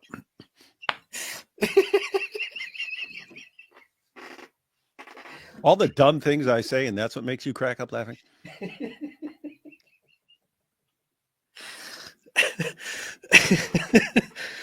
It wasn't even funny, man. I know it wasn't. Man, Francis Bui says says AP. This is super chat. Shukran. Alhamdulillah. Thank you, Francis. Bui. I appreciate it. Lloyd 444. You should watch the movie Iron Sky. Hitler rides a dinosaur. No joke. Even the synopsis is outstanding. I think there was a time when I was watching a lot of trash movies. And I think I turned that on one day. Isn't it like some weird cartoonish looking sci-fi fantasy thing where they go on the moon or something? The Nazis. It's some weird, ridiculous movie. Wait a minute. Is that I've never heard of this. Now I'm interested. Iron Sky. Is that? Yeah, that's it. That's exactly what I'm talking about. Comic science fiction. The Nazis set up a secret base on the dark side of the moon in 1945 where they hide out and plan to return to power in 2018. Yeah, okay, I remember. Didn't really watch it. Maybe I should get back and watch it. Patch Dress, she's overweight now because it's Ramadan every day of the year. MashaAllah. Alhamdulillah. Slavic Chile. Elon has publicly admitted that he has Asperger's. Would explain his awkwardness. Very, very much. Lloyd, in Islam, women have to cover up to stop men lusting. So technically, are they ugly except from this? Yes. Are the ugly exempt from this, you mean? Yes. No. No. Should be, but no. No. Can't be. And Wagov, they shot her dog to death in her arms when they captured her, which is how she lost 2 fingers. Now they brag about giving her a gift bag. It's really, really, really, really, really, really, really messed up. It has become a symbol to show solidarity with her, which I saw some people sharing. Her name is Emily. Here is a photo of her with her fingers blown off. This is her with her fingers blown off. She was just released in the exchange, but they're still making fun of her. the Islamists, the pro-Palestine crowds, the pro-Hamas crowds, the others, they are making fun of her after doing all kinds of different horrible things to these people. They're making fun of her. This has become a symbol to show solidarity with her. And here you have some guy named Wahid say 2 fingers broken, but what about 48,000 Gazans? Nobody cares. Okay, I don't care. Frankly, I do not give a shit. Honestly. Okay, there you go. Lloyd 444. Elon would be very aggressive. Flower girl, powerful. Jack Ray, leftist just ain't right. That's true. Water Gang Ltd. Explain the USS Liberty incident in Aldama's voice. No. Lloyd. No, because what had happened then, and it is the Jews was like, yo, we can start a war with the United States by blowing up the ship, yeah. So they attacked it, but the ship, it ain't go down, and it was like, oh, you know what? We changed our minds. We try to help them instead, yeah, and we're proud of that. That's about it. That's that. And why love it? This new approach. To those asking what WTF AP, why? Well, I said it again. I don't give a damn. I don't give a crap. I don't give nothing. I don't care. I don't care, honestly. It's that one side always starting the fight, approving of the fight, approving of war. The majority approving of rape, approving of torture, approving of taking captives, and constantly calling for the people who are like 2 miles away from them to be completely wiped out, annihilated, and exterminated. And then when there is when they eventually get the attention that they crave and there's a retaliation, then it's, oh, look, oh no, look at us. The majority of the population stop being like that, and you could be living on you could be living in a Mediterranean paradise. You stupid idiots. That's the point. Before things got really bad, the majority of the and our ILTV's Mayan Hoffman is the majority of the population of Gaza agreed with the attack of October 7. So they were totally fine with it. They were totally cool with it. After things started going really, really bad, they thought, oh, maybe it was a wrong choice. Wow. Fantastic. Too bad. So the majority of them agreed with it. They were cool with it. They are still cool with it. Most of them hate Jews. Most of them think it's justified to do whatever you want to Jews, to Israelis, and so on. And then when they start a war, which they wanted, and when they then lose and they start getting killed and blasted and destroyed, then they start playing the victim. And once there is a ceasefire, then they come out in their bloodlust again and talk about killing the Jews. I say it again. I don't give a shit about them. That's it. The idea here, ladies and gentlemen, would be something along these lines. So there are bad things that happen in a war against Gaza. Because guess what? You can have a kid, you can have a little toddler. He didn't know he didn't know what's going on. He didn't know he didn't know what's going on. He didn't know what anyone's doing, and so on. And he gets caught in the crossfire and so on. Guess what? That little kid, unless things change, that little kid is going to be raised to be a terrorist and so on. And so the point here is not that that's not bad. It's still bad. It's bad that kid gets killed in the crossfire and so on. The point is, of course, there are things going on all around the world. Why would I care about that? And we don't pay any attention to those things because the entire world is just focusing on this. You have actual famines and people starving who didn't do anything, who aren't going to be raised as terrorists, who aren't being raised by terrorists, who aren't being fed terrorist propaganda, who aren't going to be part of an endless cycle of violence. We ignore all of that stuff. So anyway, if you were to list the priorities, it's why is that what's supposed to be breaking us all up right there? Why that?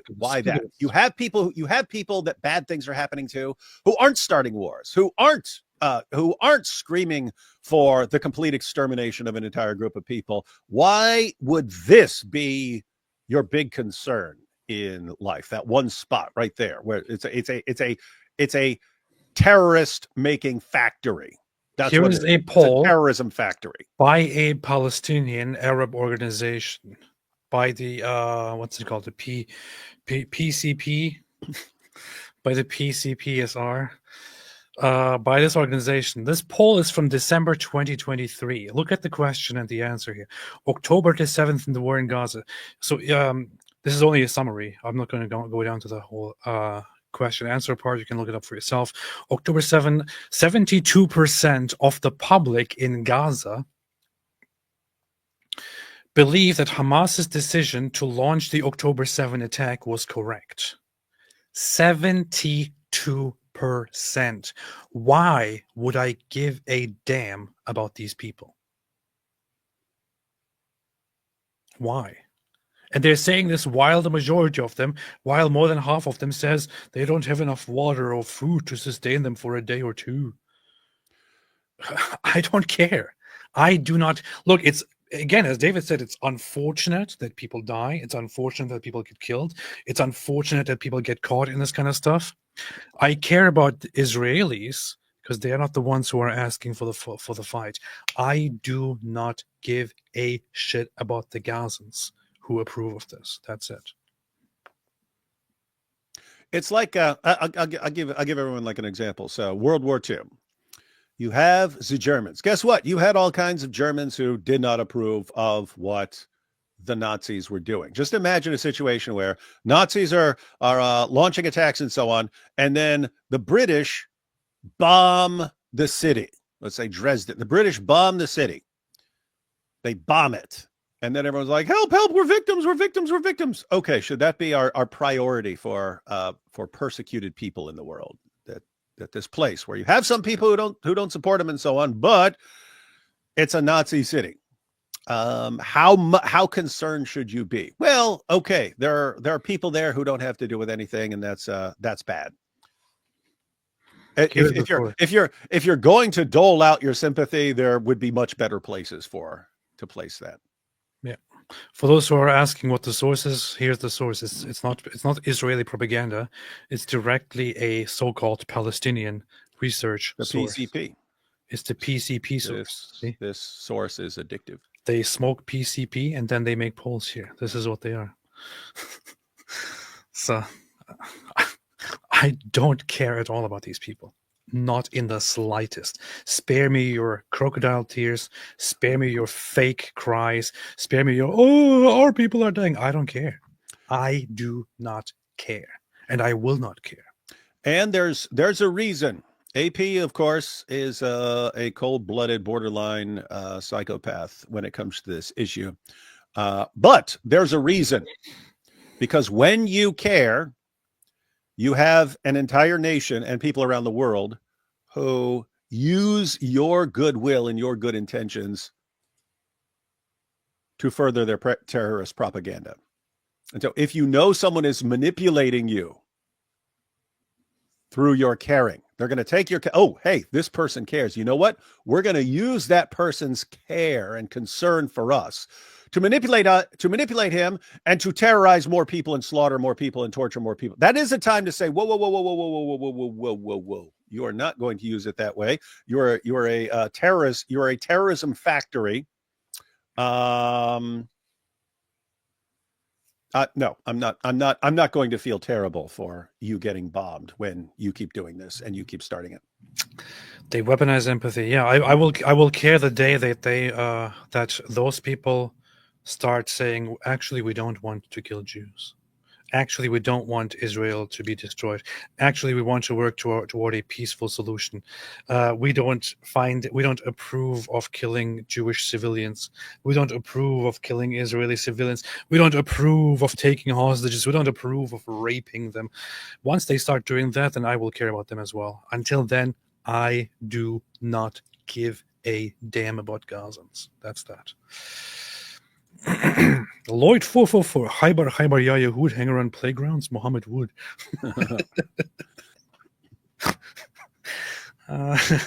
Purple Stripe, keep doing God's work out there, guys. By the way, AP, as resident expert in Judaism, could you check out, as a resident expert in Judaism, could you check out Yehudi,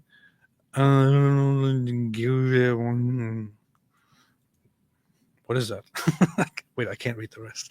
Yehudi What is this? What is this? Somebody help me out. Somebody help me out. I can't read it. I can't read. I can't read. I can't read. I can't read. Somebody tell me what this says. I can't read. Jewish or oh, wait a minute, that's Goy? Of course it's Goy. That's funny. Yehudi or Goy. Okay, that's it. In English, share your thoughts. What is that? What is that? Is that a thing? Why am I supposed to check that out? Because you got a groiper wanting you to check it out. Maybe it's not a groiper thing. Maybe it's actually a good thing. You don't know that. Maybe it's a good thing. I might just check it out. There's nothing wrong with checking it out, considering that Judaism has nothing wrong about, or no bad things about the goyim. Except they're supposed to exterminate us all. See? They actually want to put goyim in concentration camps. That's what they do. That's what they do. La la la. I'm not gonna check it out. I'll check it out later. Jack Ray, Quakers get scary when they pull out the BFG. Then you know it's doom. That's true. What is BFG? Can Quaker tell me what the BFG is? Big friendly giant. Ed Wyckoff, if AP becomes Pope, I will go back to monastic life. Based. It is totally based. I eat poo. This is a good point. See? There you go. Go top. Muslims discriminate against aliens as they make their wives do green face. That was pretty bad. What the hell is wrong with you? Did you get that, David? Mm-hmm. No. What do you mean green face? Green face by beating them. Oh, okay. Green face. Yeah, I get it now. That's messed up. Eli Brewer said, how do we know Aisha was 6 when you never talked to her? You see, this is the proof. This is a good point. And I think this is actually one of the greatest refutations of the whole thing. Cameron Schwartz just became a YouTube member. Welcome to the club. Welcome to the club. And thanks for joining. All right, David, anything else for tomorrow? For tomorrow or the other day? What's up? Not sure. We'll have to figure that one out. But there's plenty to talk about. Not sure you've noticed, but lots of stuff going on in the world. Isn't that weird? Lots of interesting stuff going on in the Dawa world as well, as they go more and more into full panic mode. Dawa world. You're all lying and mocking Islam. Okay. What are you going to do about it?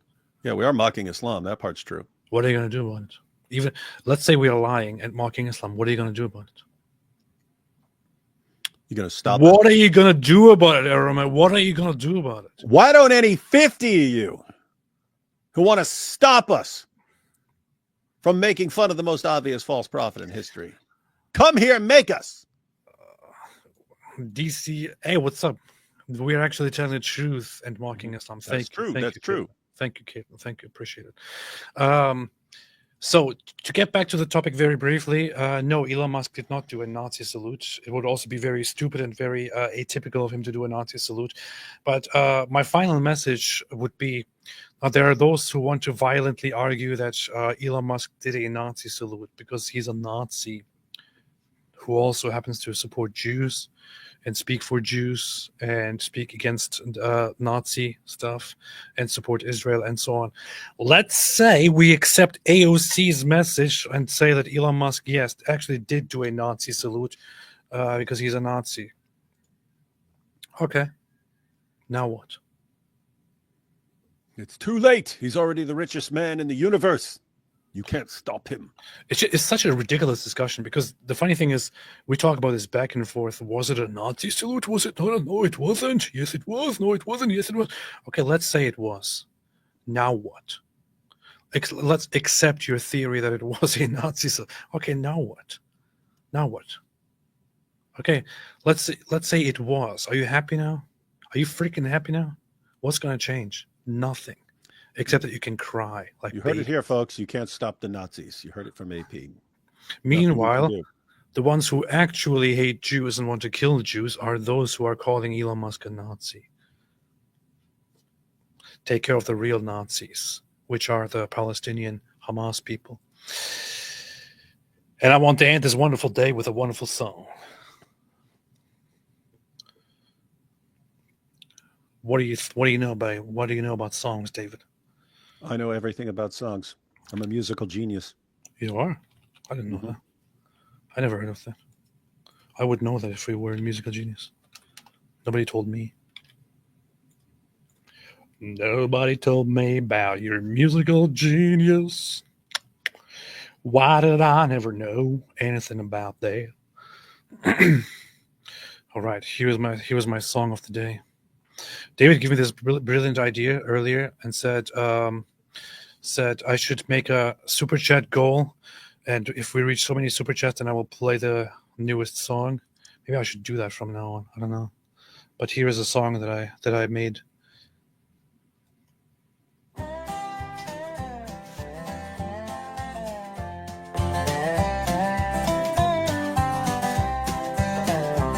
Out in the dusty desert with no shade and no aid.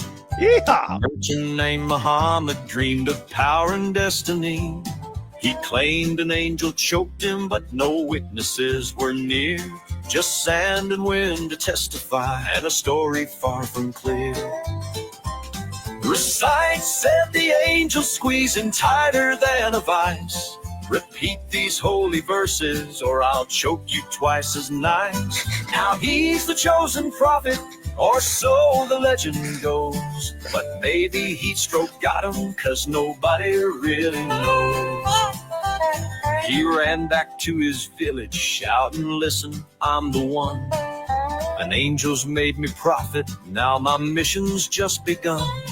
The townsfolk weren't convinced though, they laughed and turned away. So he promised them some swordplay if they didn't start to pray. Recite, said the angel, squeezing tighter than a vice. Repeat these holy verses, or I'll choke you twice as nice. Now he's the chosen prophet, or so the legend goes. But maybe heat stroke got him, 'cause nobody really knows. Muslim Cowboy. His revelations grew and changed. This is for Muslim depending Cowboy. on his mood.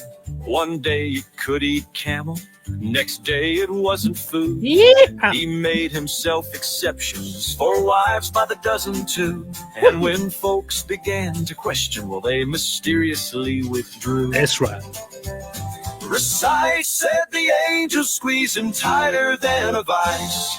Repeat these holy verses, or I'll choke you twice as nice. Now he's the chosen prophet, or so the legend goes. But maybe heat stroke got him, 'cause nobody really knows. All right. That's what that's what That we was in the Muslim music Cowboy. business. That's what we in the music business call a banger. They call that a banger.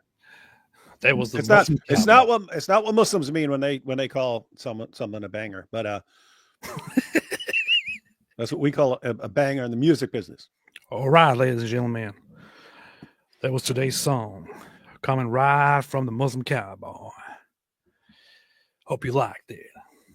It's going to be soon public on my new channel called Apostate Music.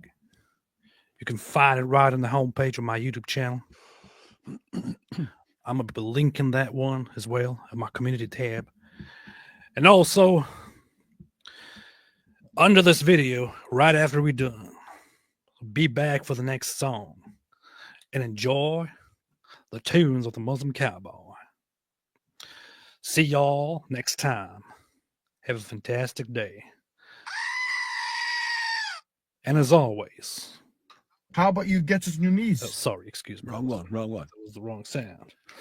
That was the wrong sound right here.